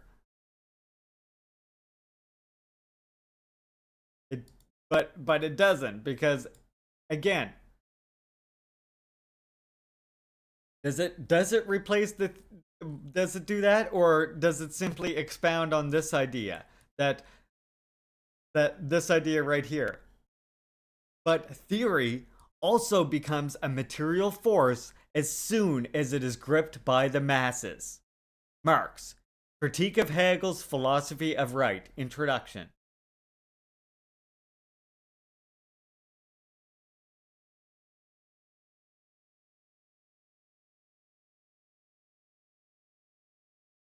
Exactly, Bob. And this is the thing. When I think of controlling my own destiny, I think that we can make choices. I don't know about bending material.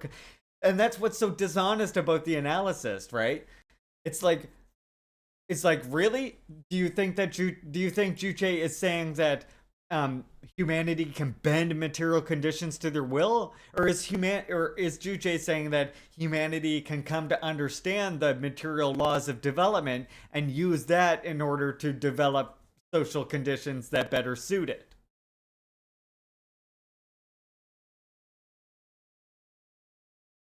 Or is Juche saying that with the ideological knowledge and ideological education and laws of the natural world and nature and stuff, that we are able to better organize a society that is suited to that?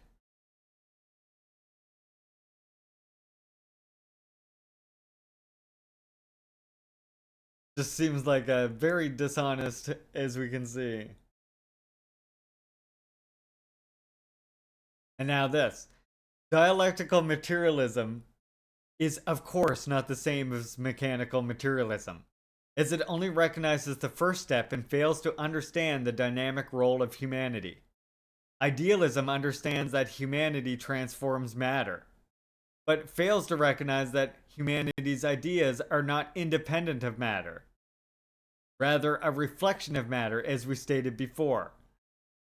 Correct ideas deeply reflect matter, whereas incorrect ideas are an inversion of matter, a one-sided distortion of reality. Man can only transform his consciousness by transforming his objective conditions. Huh? What? Wait, that doesn't make sense though, right? How does that make sense? How could a revolutionary emerge in a capitalist society if that were the truth? How could you build a socialist society in a formerly semi-feudal society if this were the case? This is a very mechanical and simplistic understanding of development.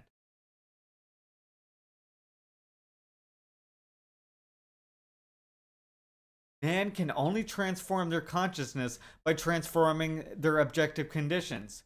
Well, where did they get the idea to transform the objective conditions then? Where did that come from?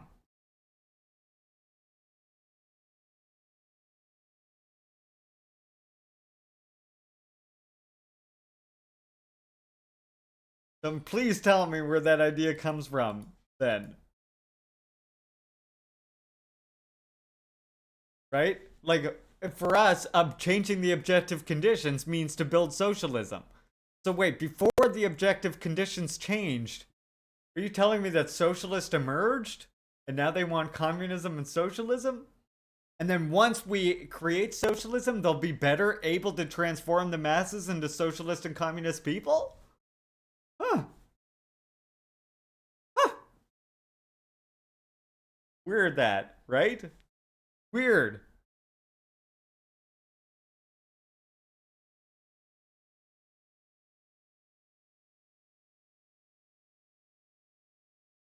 Okay. So, look, let's look at this then. So where do revolutionary ideas come from then? Here, look at what you just read here. Man can only transform his consciousness by transforming his correct ideas deeply reflect matter, whereas incorrect ideas are an inversion of matter. Man can only transform his consciousness by transforming his objective conditions. Now, tell me if this makes more sense to you, okay? The revolutionary ideology of the working class, the most independent class, has an incomparably greater revolutionary influence than any other advanced ideas in history. The revolutionary thought of the working class mirrors the laws of social development and the aspirations of the masses in a scientific manner, so that it becomes a great material force in social progress. It is a weapon with which to understand and change the reality and create the future. Do I have to open the Marx quote again?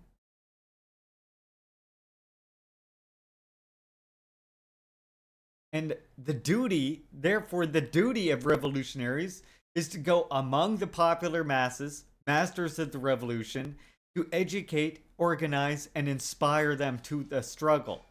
The revolutionary forces, too, should be trained among the masses, and all problems arising in the revolutionary struggle should likewise be solved on reliance on their wisdom and strength.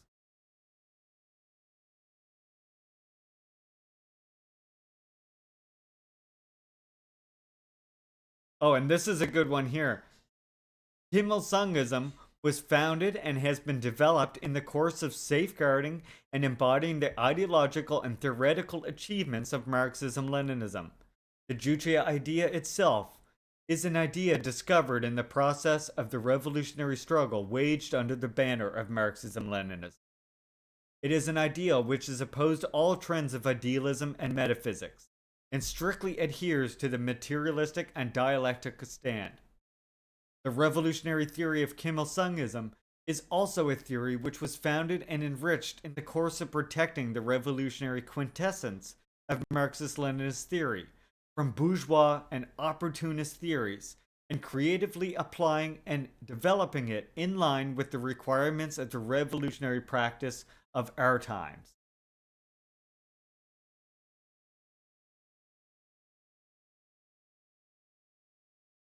Although Juche often references dialectical materialism or materialistic dialectics, because whatever, making fun of the way they word it for some reason, in their words, it also distorts its meaning. Now, I will give two examples for my case. First, we look at the writings of Kim Jong-il. The main contents of Marxist materialistic dialectical materialism is the principle of unity and opposites and the struggle between them. However, this is not a problem which should be considered simply from a scientific point of view. Like other theoretical problems in Marxism-Leninism, the law of unity of opposites and the struggle between them must be historically considered from the viewpoint of revolutionary practice. Importance was attached to this law in Marxist dialectical materialism.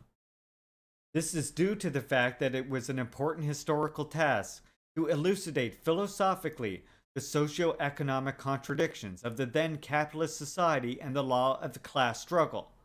Therefore, I think that the principle of the unity and struggle between opposites elucidated by Marxist philosophy has many unreasonable points in clarifying the law of development of socialist society at present.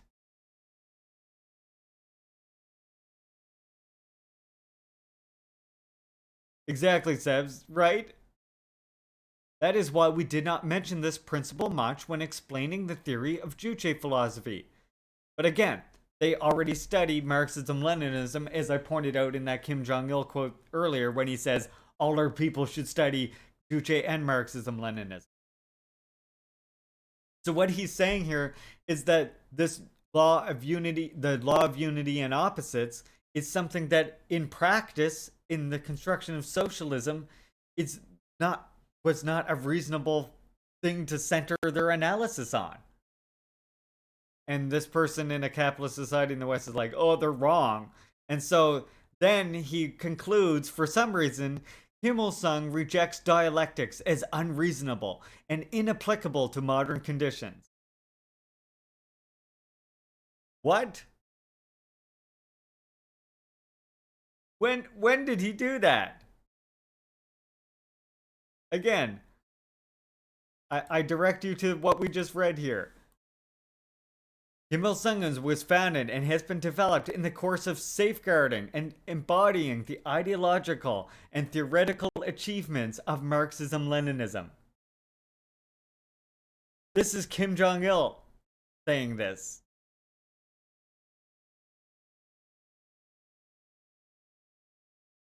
Right?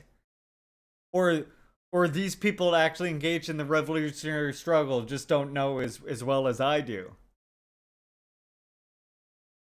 Again, they literally point out how they're not rejecting dialectical materialism.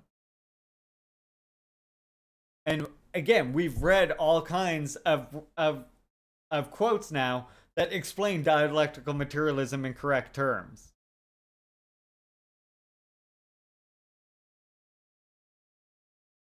Then, where was the next thing? Oh, here we go.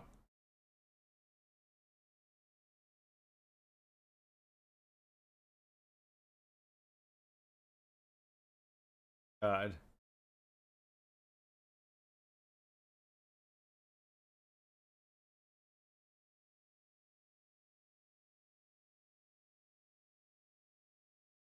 According to Juche, the contradiction between humanity and nature, humanity is always principle. Humanity always changes nature according to their own desires. But there are no instances in which nature shapes humanity's desires. This is idealism. To quote Mao. But why does the Juche philosophy deny this? Well, to explain that, we must first look at what the DPRK society looks like in terms of class. Oh boy, you better strap in for this. Juche distorts class struggle. It is important to note that that North Korea did undergo a short period of socialist construction, although they never fully constructed socialism. For the longest time, the TPRK claimed to have upheld the principles of Marxism-Leninism. However, Kim Il-sung distorted the principles of class struggle, one of the basic ideas of Marxism. Il-sung claimed they will reach communism by revolutionizing the people, calling this working classizing and intellectualizing all members of society. Wait, turning everybody into working class isn't getting rid of class, though? I'm confused. I thought that is how you got rid of class. Okay, well, I don't know. I thought you turned everybody into working class. I thought that's what you did. That is exactly how you make a classless society. But, okay, sure. Hey, Robin Blind, welcome in. Yes, it is. Let's see what he says here then, maybe. Here's Kim Il-sung talking about class struggle. The class struggle at the stage of socialist revolution is the struggle to liquidate the capitalists as a class. And the class struggle in socialist society is a struggle aimed at achieving unity and solidarity. And is by no means a class struggle waged between the members of that society at war with each other.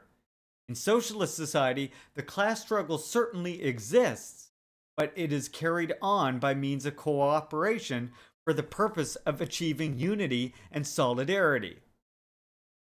Now, what does that mean? Well, let's expound further on this. The phrase, the masses of the people, assumes a class character in class society. An exploiter society is divided into the exploiter class and the exploited class, or the ruling class and the ruled class, depending on who owns the means of production and who controls state power. The exploited class, the ruled class, forms the majority of the masses of the people. The class structure of the masses of the people is not immutable. It changes as social history develops. In capitalist society, not only workers and peasants, but also working intellectuals and many other classes and strata which champion and struggle for independence form the masses of people. In socialist society, all people are transformed into socialist working people, so everyone is a member of the masses of the people. Of course, in socialist society too, the maneuvers of minor hostile elements continue, and traitors may appear in the revolutionary ranks. Therefore, it is also necessary in socialist society to clearly distinguish between the masses of the people and the elements hostile to them. You mean like class struggle?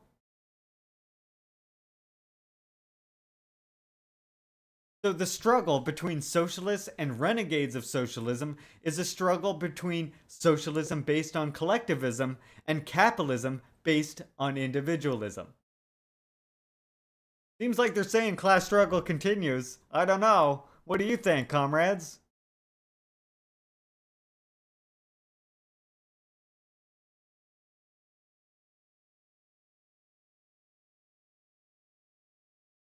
This ignores the internal contradictions of class society, treating the whole population of the Korea as the people and all others who interfere as the enemy.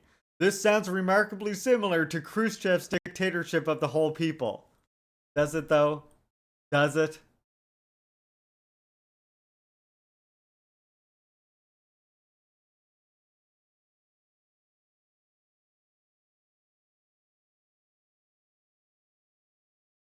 Or is it more like this? In order to strengthen the motive force of revolution,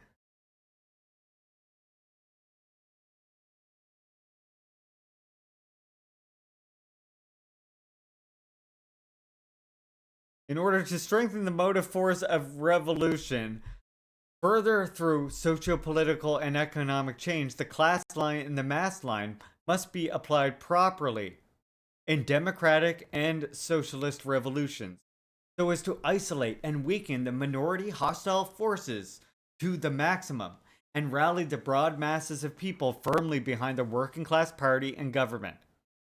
However, many countries, while carrying out these revolutions, committed such leftist errors as encroaching upon the interests of a certain social stratum without adhering strictly to the mass line, or making concessions to the hostile class, deviating Julian, books from have the stuff class recorded line. down all over the years from people. And if we could find a book with someone that had similar problems, just take what they wrote down in the book and make it. Can't imagine why fuck. you'd be banned in Sorry. Jam, Tome, Take what they and wrote down and Sebs make to it have ours. both.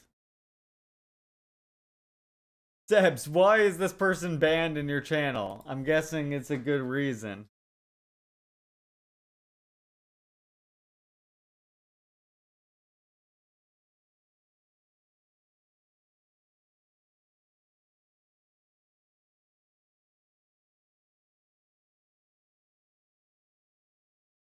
And this one explains why this is the case really well, actually. The communists who struggle for the freedom and happiness of the people lead the revolution to victory and fulfill their noble mission by awakening people ideologically and making them conscious and encouraging them to undertake the struggle of their own accord. The communists have a powerful ideological weapon capable of awakening all the people to activity. Although the capitalist class too strives to spread its ideology, capitalist thinking cannot be accepted by the masses as their own because it fundamentally conflicts with their interests. Only the working class ideology, which champions the interests of the working masses, can be accepted by all the people, and it alone can dominate the whole society.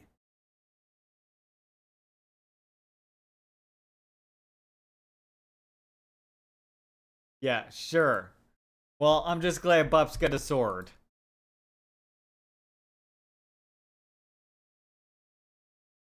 And then again, they're not talking about, tell me if this sounds like class collaboration to you. The exploiting class is not the driving force of social movement. It is a reactionary force and the target of revolution. Dealing with the working masses as the driving force of revolution and viewing the exploiting class as the target of revolution on no account means that people's standpoint and attitude towards the revolution and counter-revolution should be defined merely on the basis of their social class. People's social class influences their actions, but it does so through their ideological consciousness. Even people of an undesirable class origin, if under a revolutionary influence, can contribute to the revolution. The Juche idea's approach towards people of different classes and strata is that they should be judged by their ideas and actions, and that the people who help towards social progress and the revolution should be trusted as part of the driving force of the revolution without their social class origin being questioned.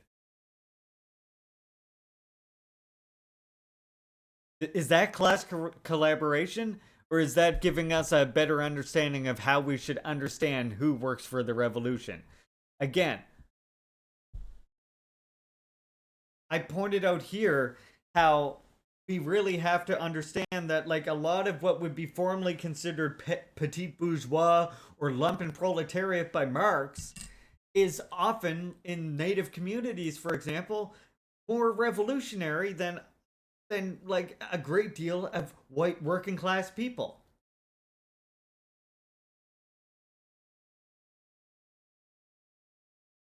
Well, what it is, K-communism, is it tells me that they didn't actually study Juche. That they equate this with Khrushchev's state of the whole people tells me they clearly did not study Juche, since they cannot identify the differences between those two things. Which is very clear, I think, when you actually simply read it.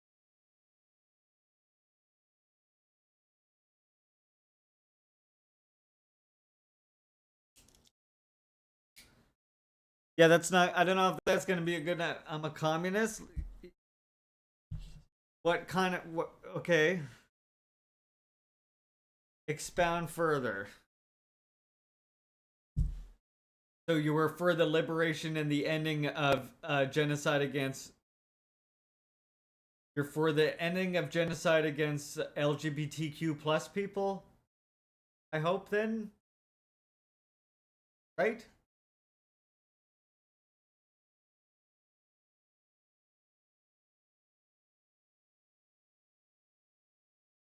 It is so clear that this dude went in with the goal of showing Juche is revisionist, reactionary, whatever, and did nothing but cherry pick whatever he possibly could to twist it toward that thesis. Exactly, Cass.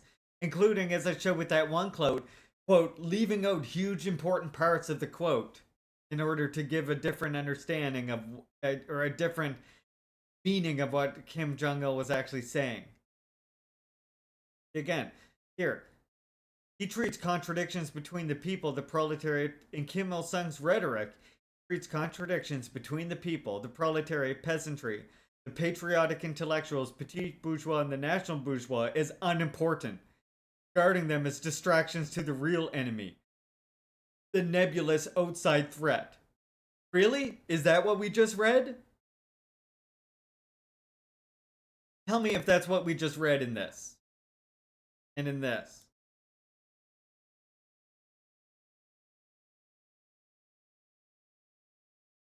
Is that what he's saying here? In order to strengthen the motive force of revolution further through socio-political and economic change, the class line and the mass line must be applied properly in democratic and socialist revolutions, so as to isolate and weaken the minority hostile forces to the maximum, and rally the broad masses of the people firmly behind the working class party and government. However, many countries, while carrying out these revolutions, committed such leftist and rightist errors as encroaching upon the interests of a certain social stratum without adhering strictly to the mass line, or making concessions to the hostile class, deviating from the class line. So is he really saying that the patriotic intellectuals, petite bourgeoisie, and national bourgeoisie are unimportant and regarding them as distractions to the real enemy, a nebulous outside threat? Is that what was just said?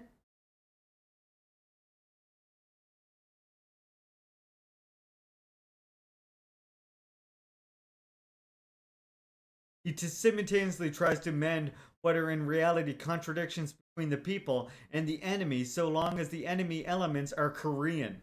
Being Korean somehow makes one patriotically Korean and progressive to Kim Il Sung. That's not what he fucking said, you utter fucking. This is settler brained as shit.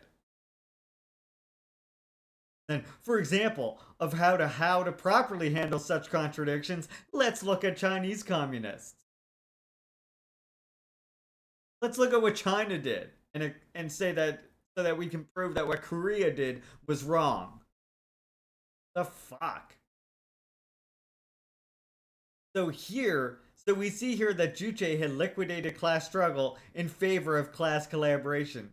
Class collaboration is the idealist notion that all classes should collaborate to serve the country instead of focusing on the contradictions of class, thus creating a peaceful coexistence of class. What? Wait a second. Didn't he already admit up here that... Wait a second, I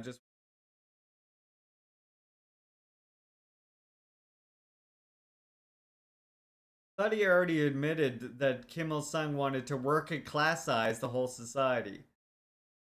Oh yeah, right here. Kim Il Sung claimed they will reach communism by revolutionizing the people, calling this working classizing the people. You mean eliminating classes? That's what working class. How do you eliminate classes if not turning all people into working class people?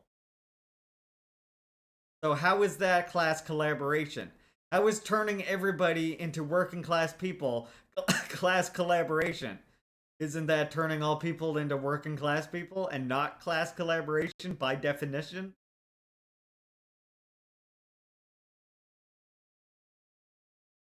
Oh, the goal is to turn everyone bourgeois. Now it makes sense. Yeah, that's it. That's the one.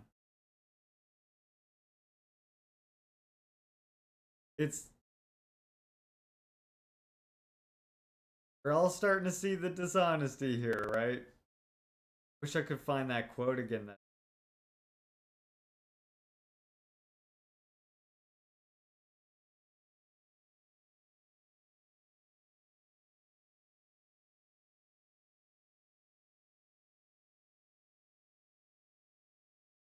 Talks about Visionism there. Wasn't what I had it up at the beginning.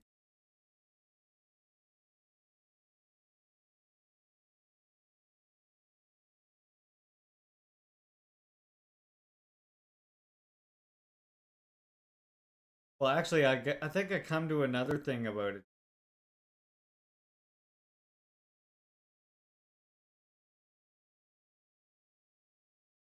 The cause of socialism is a historic cause to be carried out over several generations. It is the cause for the masses' independence conducted a mere fierce struggle against imperialists and reactionaries of all shades. Ideological work must be developed in depth. As socialism advances, the more intensive the maneuvers of socialism's enemies become, the more should ideological work be stepped up. Oh, and here we go.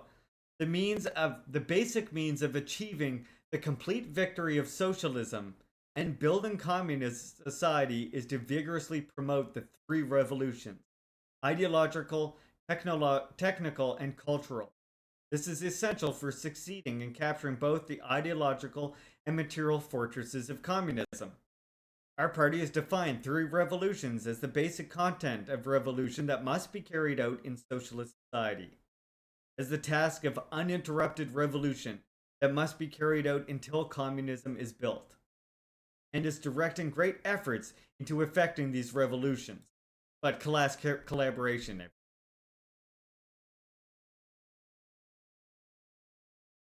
Juche distorts dialectics by promoting an anti-critical stance. Fuck off. I didn't even bother with that because there's nothing there. Here we go. Reactionary hero worship. And their sources are so fucking bad. I'm gonna show you one source, but it's like it's always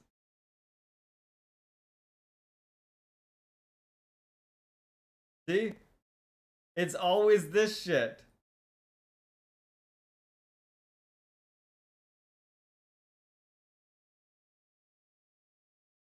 It's always letters from these individual party members. Look, in the Politburo of the Central Committee of the Communist Party of China. It's all these letters to the Communist Party of China. Every single time.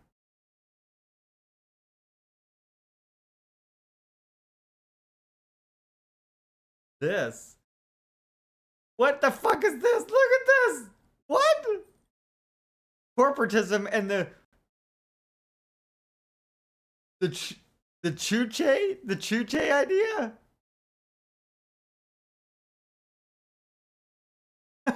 What the fuck is going on? Source. Look at the source. U.S. Library of Congress.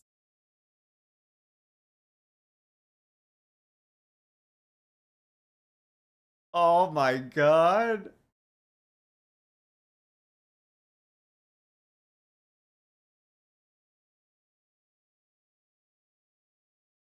Oh my lord, what the fuck? What else did they link? Columbia Law.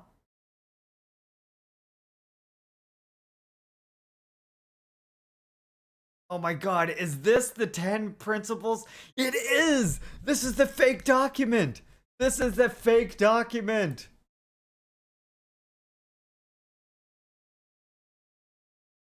What is it? Like this or something. I bet it'll come out. Yeah, this is it. This is the fake fucking document. They're citing the fake document, the 10 principles for the establishment of a monolithic ideological system. This is a fake fucking document that I've pointed out before.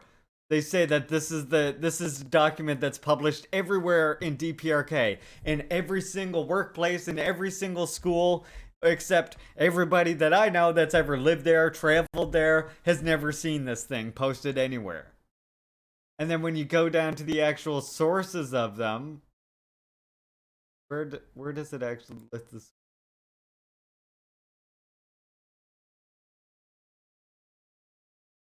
Look at the sources. And they all just repeat the same thing. Trying to find the original source here. I think, oh, it's right here. Yeah, right here. I believe. This is the original 10 principles there. Yeah, here it is. Here it is. Look. From the International Law Bureau. This is it. Translated by whoever. Simpson Ball.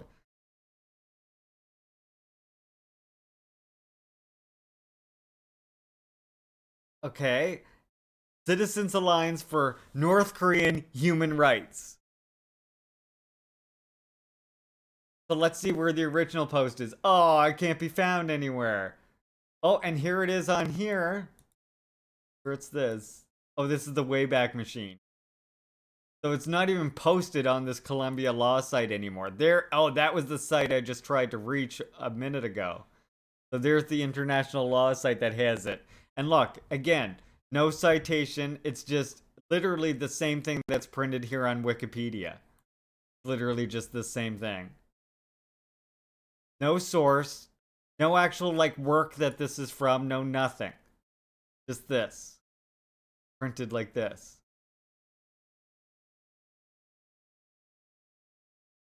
And again, the website is a Columbia Law. That's the only places it's fucking printed.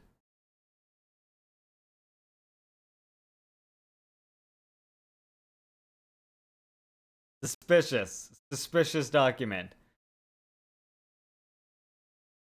And not only that, like I said, I know people that have literally lived in DPRK for long periods of time, and none of them have ever seen this document.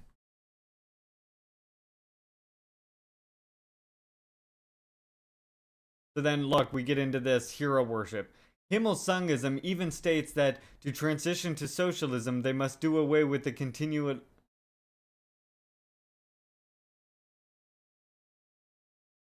Long live the People's Revolution! Kim Il-sungism even says to transition to socialism, they must do so with the continued alliance of the national bourgeoisie.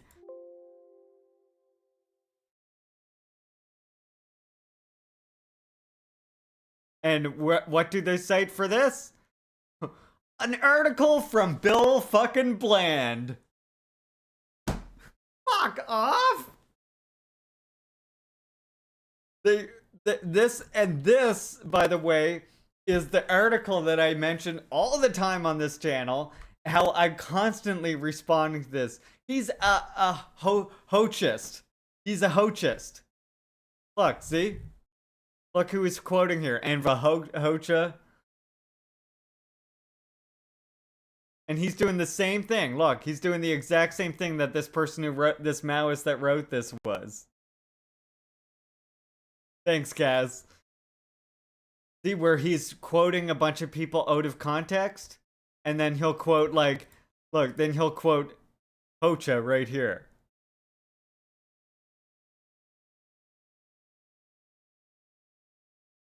And then look at this.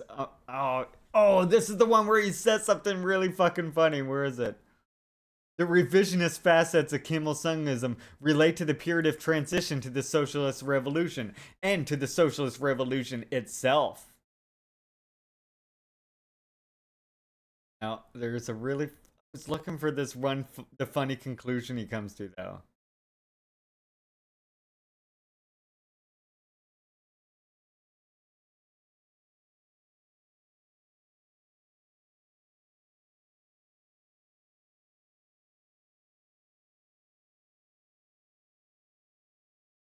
Comes to this really funny conclusion here. But look, I want you to just take note, though, too, of... See ya, mama! Take note of how short these are, and how often it's ... Looking for his funny-ass conclusion, though, where he says progressive revisionism.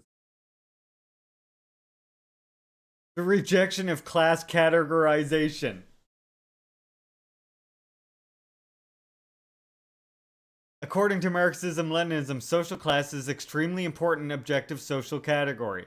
But here again, Kim Il-sungism degenerates into philosophical idealism. In place of objective division of society into classes, it divides society into masses of people and others, purely on the basis of ideas they hold. The basic criterion for deciding whether one is a member of the mass of the people or not is one's social and class origin. But one's ideas, ...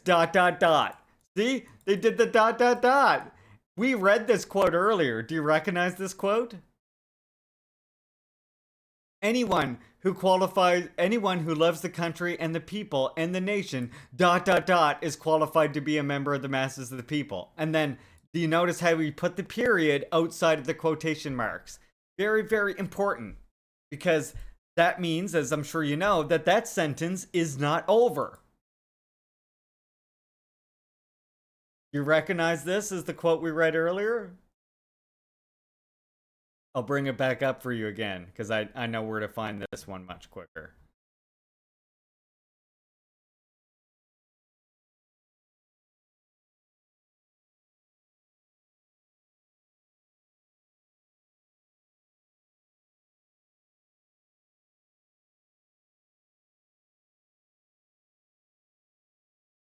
Right here. The phrase, the masses of people, assumes a class character in class society. An exploiter society is divided into exploiter class. Of course, in socialist society too, the maneuvers of minor hostile elements continue and traitors may appear in the revolutionary ranks. Therefore, it is also necessary in socialist society to clearly distinguish between the masses of the people and the elements hostile to them.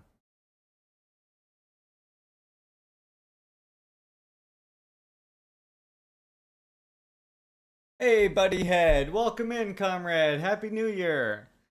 So you see how Bill Bland is doing the same thing this Maoist 98 is doing in the way they're distorting that Juche is not communist. Happy New Year, buddy head. Make sure you're all following buddy head. Fantastic place to go chill and listen to some music vibes.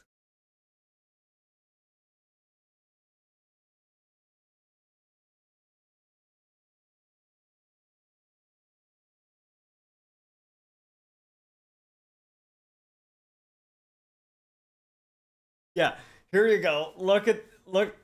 Here's Bill Bland's conclusion. In fact, an analysis of the outlook of the Workers' Party of Korea makes it clear that Kim Il-sungism or Juche itself is a brand of revisionism elaborated to serve the interests of the capitalist class of a colonial-type country like Korea.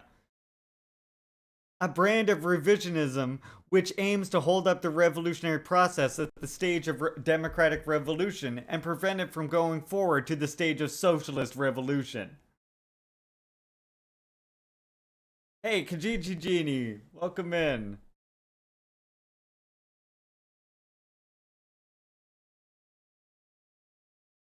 So racism, yeah. And actually, I was gonna mention to you, Muffin Man. In my experience, you're not being ableist, and you know what the thing is that's wrong with their mind? It's actually what Strin Sam just said. And I'm sorry, maybe there is good Hochas out there. I'm sure there is, but many of the ones I've encountered seems like they got an Orientalist problem, which unfortunately Hocha did too. If you read his analysis of certain things, Hocha had some very Orientalist takes. I hate to break it to people. And that's not to say, like, don't ever study Hocha. I'm just saying he had some really fucked up Orientalist takes in analysis of communism in Asia, or socialism in Asian countries. So that's why the Hocha, that's where that comes from for the Hochas, I think.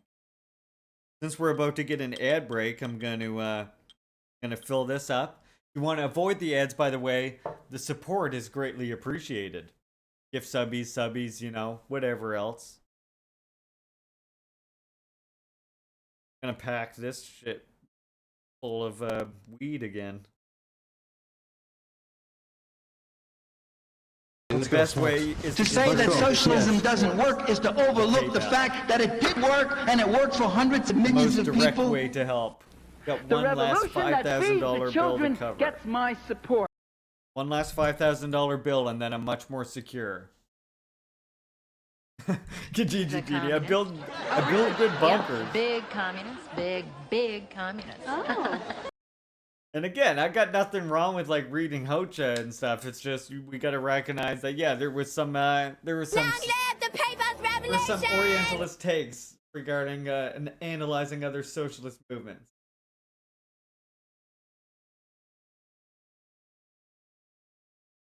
I mean, the thing is, like, the weird thing about it is, like, to act like Jucheism is like the criteria on which to judge socialist states which are still continuing on their revolution. When again, Albania not socialist anymore. So it just kind of like it kind of doesn't make any sense to me. Like, you're sitting there calling DPRK revisionist because it's carrying on with this revolution. But Albania, but Juche is the criteria for anti-revisionism.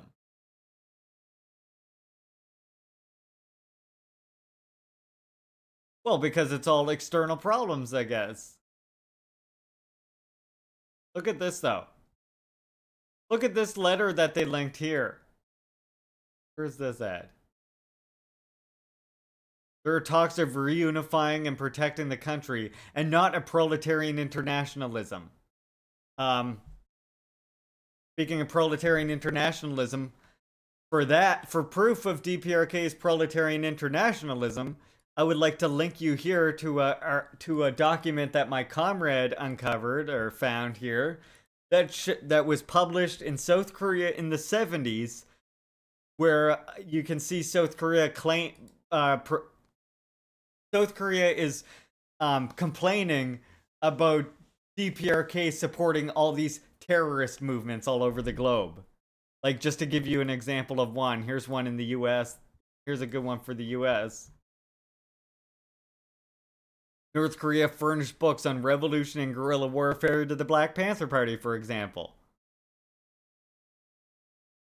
Expressed support for the leader of the Puerto Rican Socialist Party. What do you mean? What do you fucking mean they're not internationalist? Palestine gave 3 to 5 month training courses to 30 to 40 guerrillas in Palestine in 72. In 76, provided weapons and trained 30 PLO guerrillas in North Korea in August 72. Trained 80 North Korean instructors trained Palestinian guerrillas in 1973.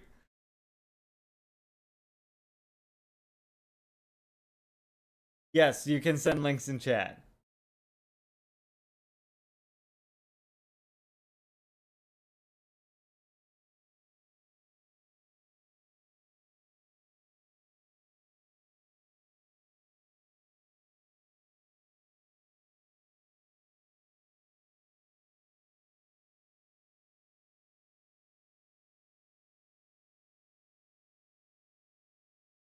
As for social aspects, here's where things get odd. We all know of same... Oh god. Gonna get fucking gross, isn't it? Oh, that's glad to hear. Glad to hear that, NTC.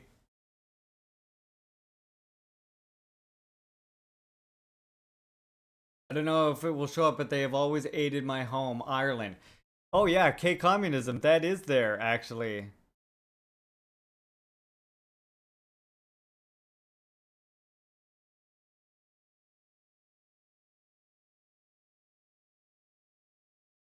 Wait, not that one. It's... Oh yeah, it is. It's right there at the bottom. Sorry, it is right there. Right here at the bottom, Ireland. Announced its support for and furnished Marxist training to the rebel Irish Republican Army in May 1972. Mentions about West Germany there too. Right? I think Juche was a little bit jealous maybe. Sri Lanka, West Germany. The Braider Meinhof gang, a West German terrorist organization, requested North Korean military training as well as political cooperation. Yeah, perfect, perfect. That's a good idea, Sam. So now look at this. Here's where things get odd. This is where I really think that this person is, if not white, then they're white-brained. As for the social aspect, here's where things get odd. We all know of all the inane, absurd, and mystical propaganda about the DPRK, but there are some kernels of truth. Oh, are there? Enlighten us. For instance, one of the more common things in DPRK is the emphasis placed upon leaders is more fascistic than communistic. What did you just fucking say? What did you just fucking say?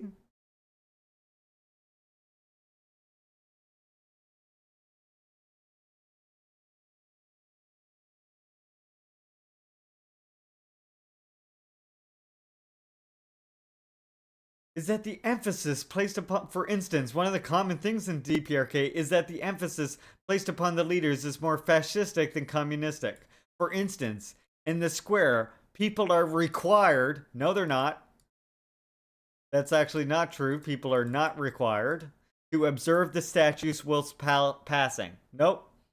Cyclists are required to dismount from their bikes. Nope. Not true. I wish I had that skateboarding picture.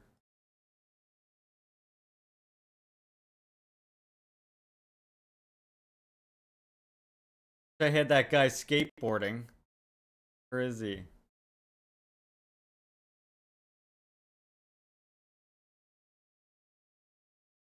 What is the source for this? Oh no, that's just about hasten our final victory.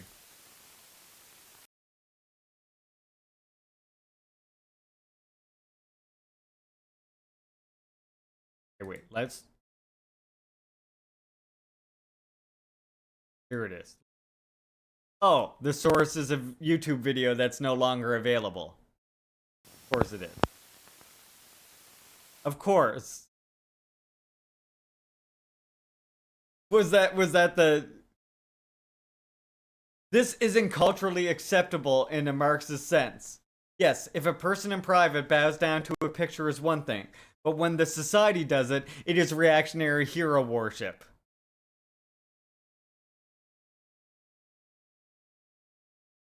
Is it though?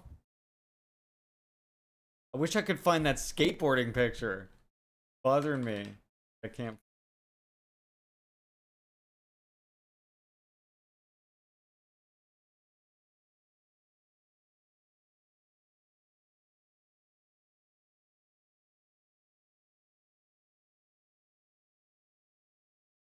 I had this badass picture of it, now I can't find it. Somebody doing a kickflip right in front of the statues. Korean person.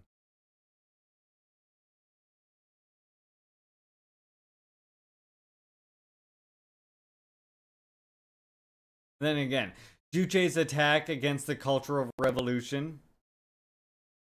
I wouldn't be doing any justice if I didn't mention that Kim Il-sung's mentions of carrying out the so-called Cultural Revolution within his country. But as you may guess, this was nothing like the Cultural Revolution in China or Albania. Yet, what was this Cultural Revolution? Was it a class collaboration I mentioned earlier, or was it the hero worship and lack of critique? Well, there has been no evidence of shedding the old reactionary culture, or resolving class contradictions through class struggle.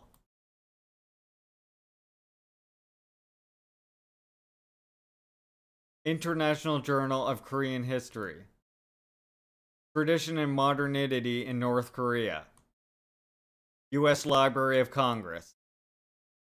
Wow, he really likes to link that, doesn't he? For instance, according to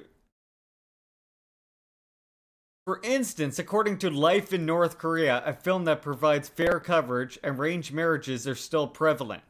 Now, to be fair, marriage out of love is a new phenomenon which is emerging. However, the fact that there are still arranged marriages, a feudal practice in a supposed socialist society, is quite abhorrent.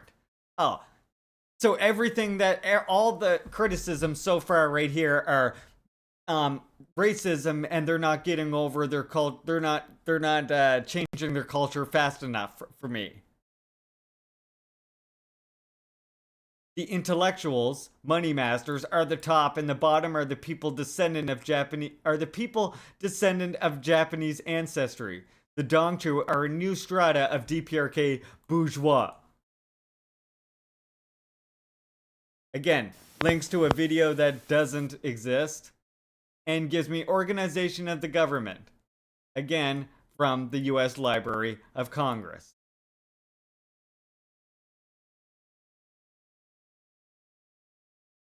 The fuck is going on here?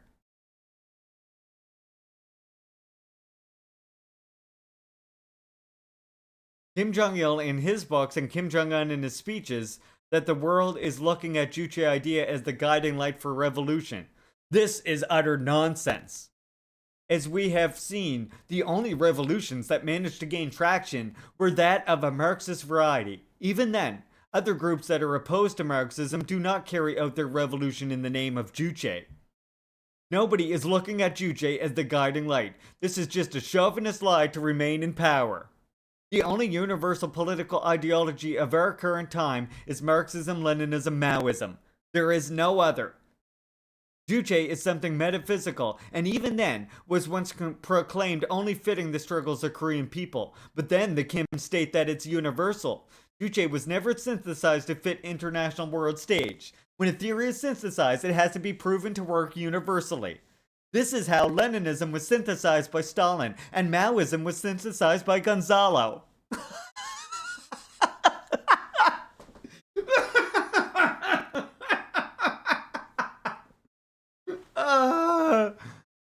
Oh, God.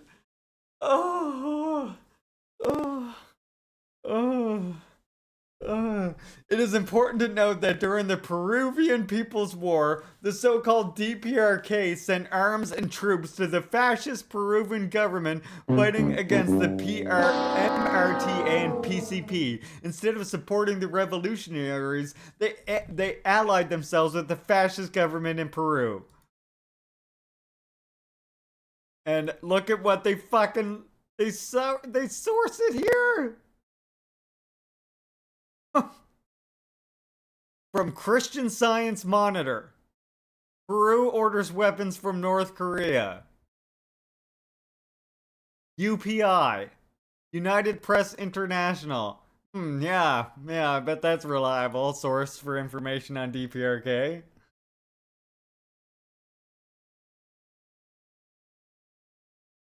Or, we could wait, let's just look from the 70s. I'm just curious. I think this does list from the 70s, right? Hold on. Peru here? It is. 20. Hold on a second. This seems odd then. Look at what it says here though. 20 Peruvian women were trained within the compound of the North Korean trade mission in Peru in anti-government subversive activities in April 1977. A considerable number of Peruvian students were trained in guerrilla warfare in Pyongyang in early 1977. During the July 1977 general strike in Peru, North Koreans provided military training to members of an anti-government organization at a guerrilla base near Lima. I don't know. Seems like they might not have been supporting the Peruvian fascist government, but anyway.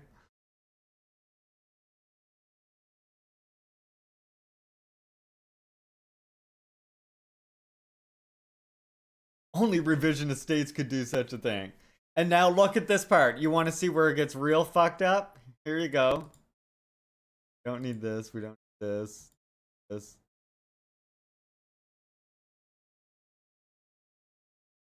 Yes, the UN sanctions are a part. Let's make one more thing clear.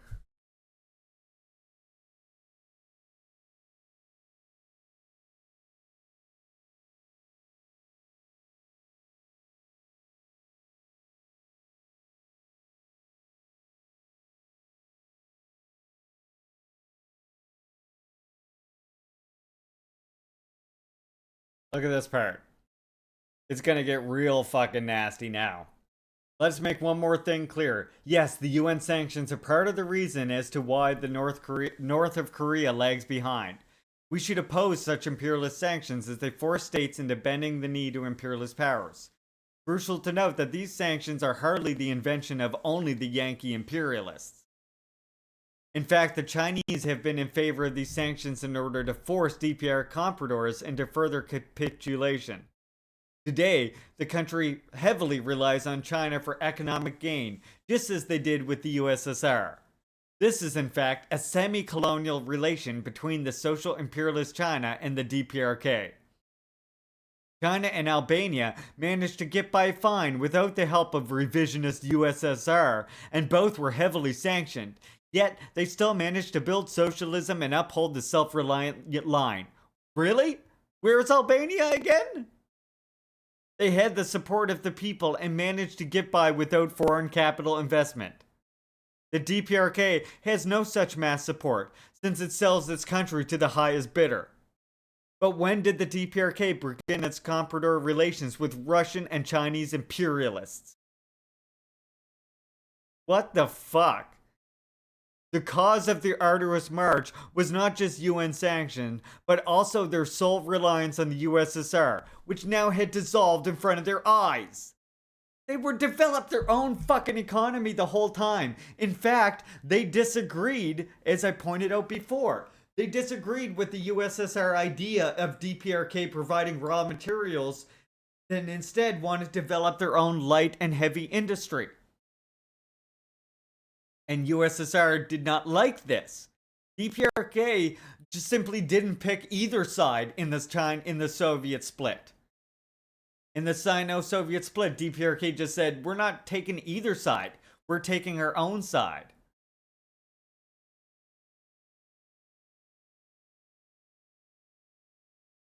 So what are they stating? What are they linking here, I wonder? Uh-huh. More from this site. Everything they link is from this fucking site.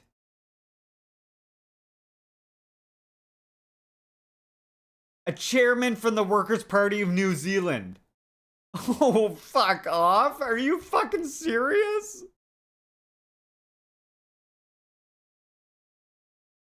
Chairman of the Workers' Party of New Zealand. Some observations from Ray Noons. The fuck do I care what Ray Noons has to say? Fuck on out of here. And then again, we have a link to the US Library of Congress.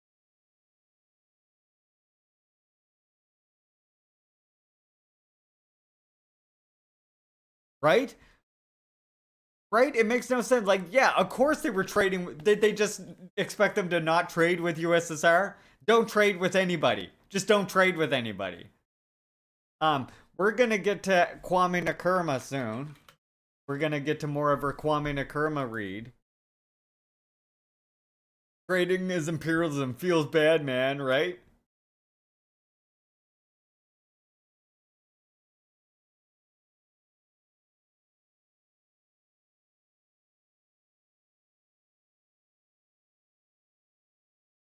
I thought I would be able to just really quickly get again.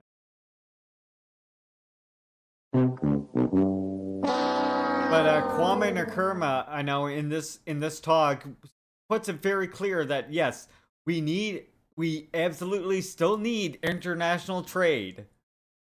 The point is that we need to then direct and distribute that trade in productive directions, especially a country like especially countries in Africa, Korea, etc.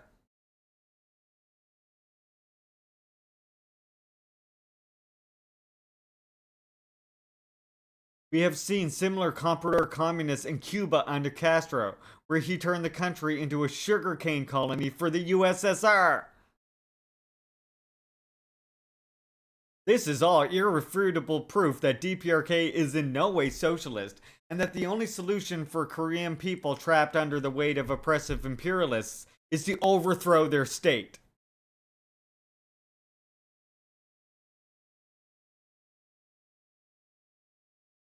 The National Committee on North Korea.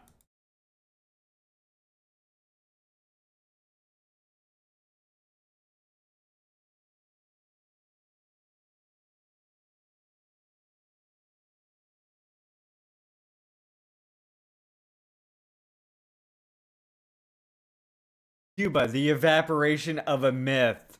Oh my. Oh, dear God.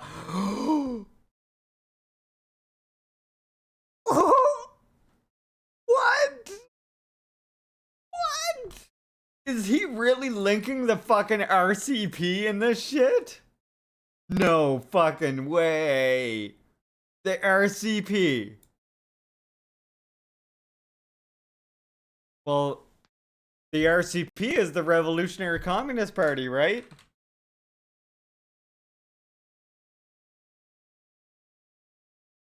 Yeah. Yeah, RCP is the Revolutionary Communist Party. Right here.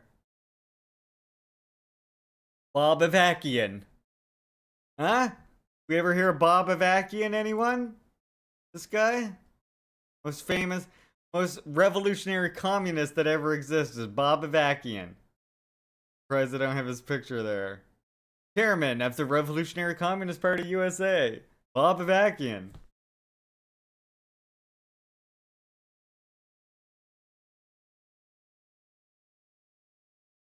Bob Avakian, most revolutionary thinker of our time. Right there. Bob Avakian. That's who this person is also linking as well. On Cuba being a sugar colony of the USSR.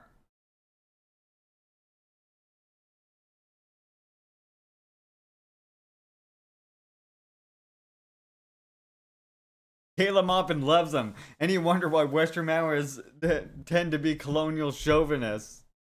Yeah. That's hilarious to me. And then this part too. Sungun translate as military first, a clearly militaristic policy. Militarism clearly is not a communist principle, as militarism exists mostly as a manifestation of fascism and expansionism. In the DPRK, the so-called People's Army is wholly a bourgeois white army.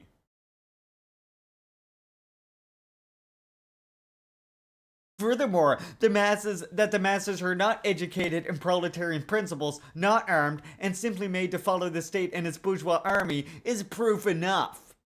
Again, this just reiterates that this is just fascistic policy that puts the state and bourgeois military in firm control of the workers. Really? Or maybe it has to do with, as long as there remains imperialism, the cause of independence of the masses and the cause of socialism will be accompanied by a fierce showdown with the enemy. As our country has been an outpost of the anti-imperialist, anti-US struggle, which has been drawn out from one century to the next, from one century into the next, and from generation to generation, defending the national sovereignty, the national dignity and sovereignty, the gains of the revolution from imperialist aggression is posed as a particularly important issue for it.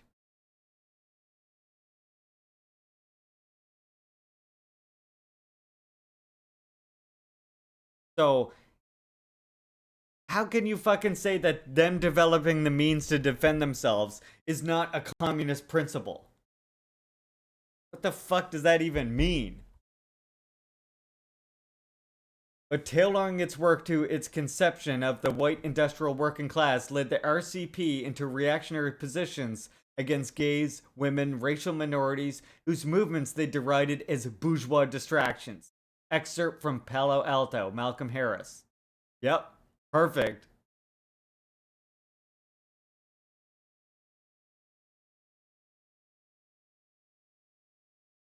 Finally, I must mention that Kim Il-sung wanted peaceful reunification of Korea's one country, two systems, both wanting to defend the fatherland.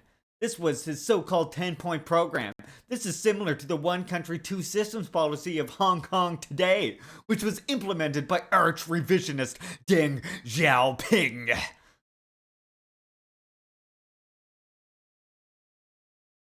Arch-revisionist. Why do these people fucking write like they're writing comic books?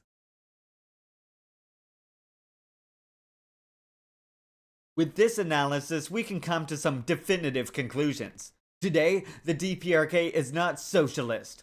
nor has it ever been socialist, as its socialist construction phase was undone before completion.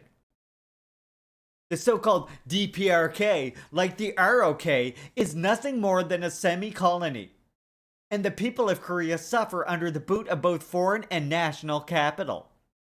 As Marxists, we must decry this humiliating affair and call out the role of fascist DPRK in this abhorrent situation. Juche is a useless philosophy based on metaphysics meant to serve a new bourgeois class in the north of Korea. It should be regarded as nothing other than a bourgeois ideology. We must give our solidarity to the workers and the oppressed people of Korea that are under the boot of the false communists of North Korea. We condemn all imperialist aggression against the people of Korea, whether that be from the Yankees or the Chinese. We must stand against revisionism and be ruthlessly critical of it. Given the criticism of constructed here, that certainly includes the ideology of Juche. This is Maoist 98 for the Six Head Study Circle signing off.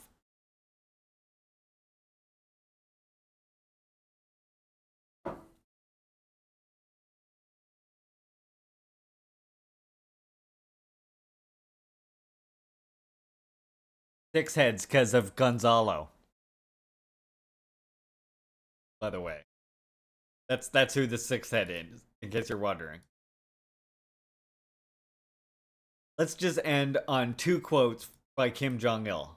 Or sorry, two quotes from Kim Jong-un. My bad. How about that?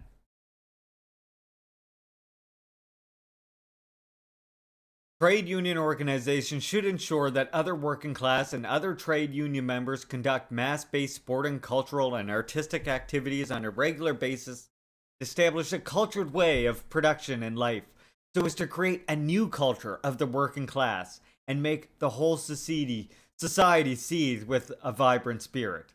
Society? Sorry about that. And this one here. The experience of the WPK, which has developed into an invincible party by blazing a trail for building a revolutionary party, serves as a living example in carrying out the cause of building a revolutionary party in the era of independence. Over the past 70 years, the WPK has led the cause of Juche revolution, the cause of socialism, along the road resplendent with brilliant victory by overcoming manifold grave trials. The course of its leading the cause of the Juche revolution, the cause of socialism, has been an acute and severe political and class struggle against imperialism, dominationism, revisionism, worship of big powers, and dogmatism. And it has been a hard struggle of hewing out an untrodden path to build a genuine new society for the people. Fuck you, Maoist 98. Go fuck yourself. Thank you. Have a good day.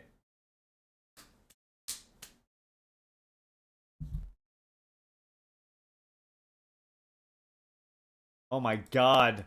Is this still going?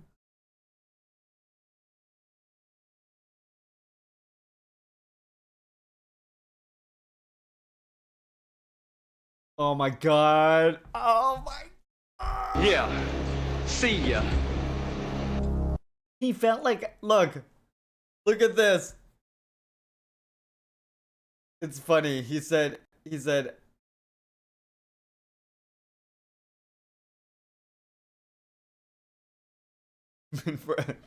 back. Oh yeah, of course he did. Of course he did. Because that's who he's writing for now.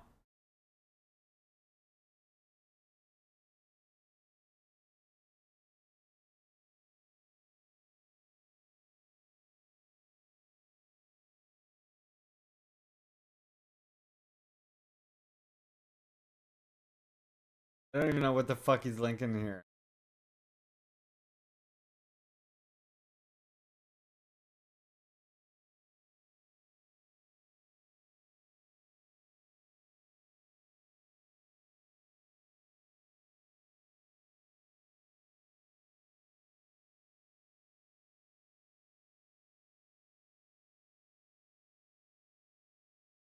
Another major problem with Horne's argument is that if the American colonists were motivated to fight against the crown to preserve slavery, then logically speaking, the colonies where slavery was the most predominant economically would be hotbeds of patriotic sentiment. But unfortunately, Horne's thesis, the main strongholds of loyalist pro-British sentiment among the colonists, were in two places where slavery was most widespread: New York City, where as many of 1 in 5 residents. No, he's not quoting him. This is an article that he wrote in Midwestern Marx Magyar Guy. He wrote this. This is his writing right here.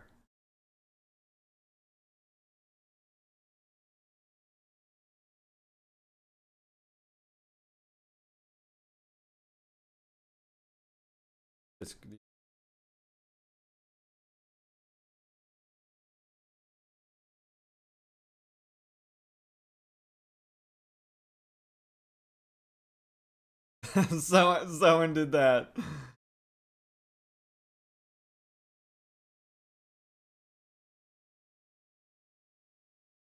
Oh wait, I think I responded right to him. That was it. Yeah, here it is. I saw this post on my timeline. You want to be Palpatine so bad. I just said I don't know what beef this person is talking about. I don't have beef with them. Being wrong doesn't mean I have beef with them. It just means they're fucking wrong. Right? You are a red lib.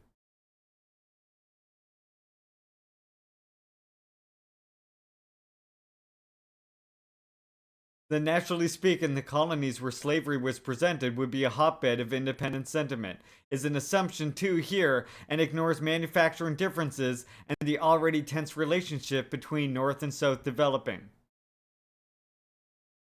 Exactly. He's making projections here. Prime example of the supposed colonial backlash towards London's move towards obligation put forward by Horne's basic fabrication.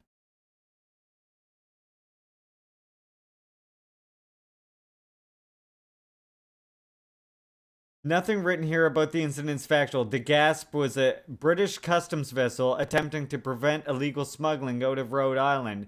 It was pursuing an American vessel, the Hannah, which escaped the British when the Gasp vessel ran aground. Neither ship was arriving from Africa. None of the primary sources of this incident make any mention of this fact. Primary sources, as the Gasp had been patrolling the Nage for months.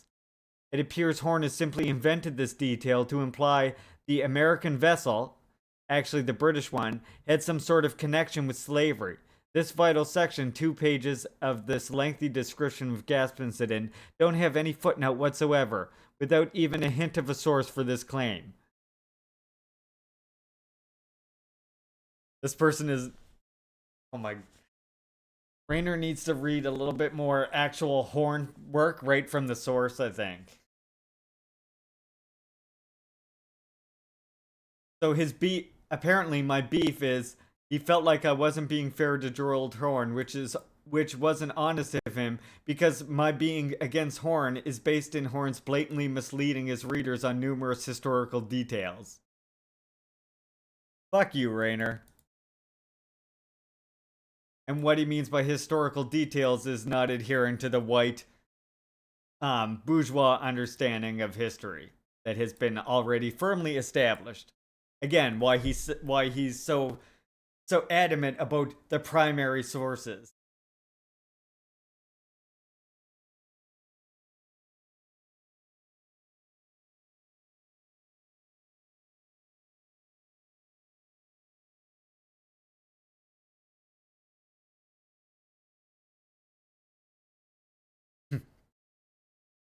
Yeah.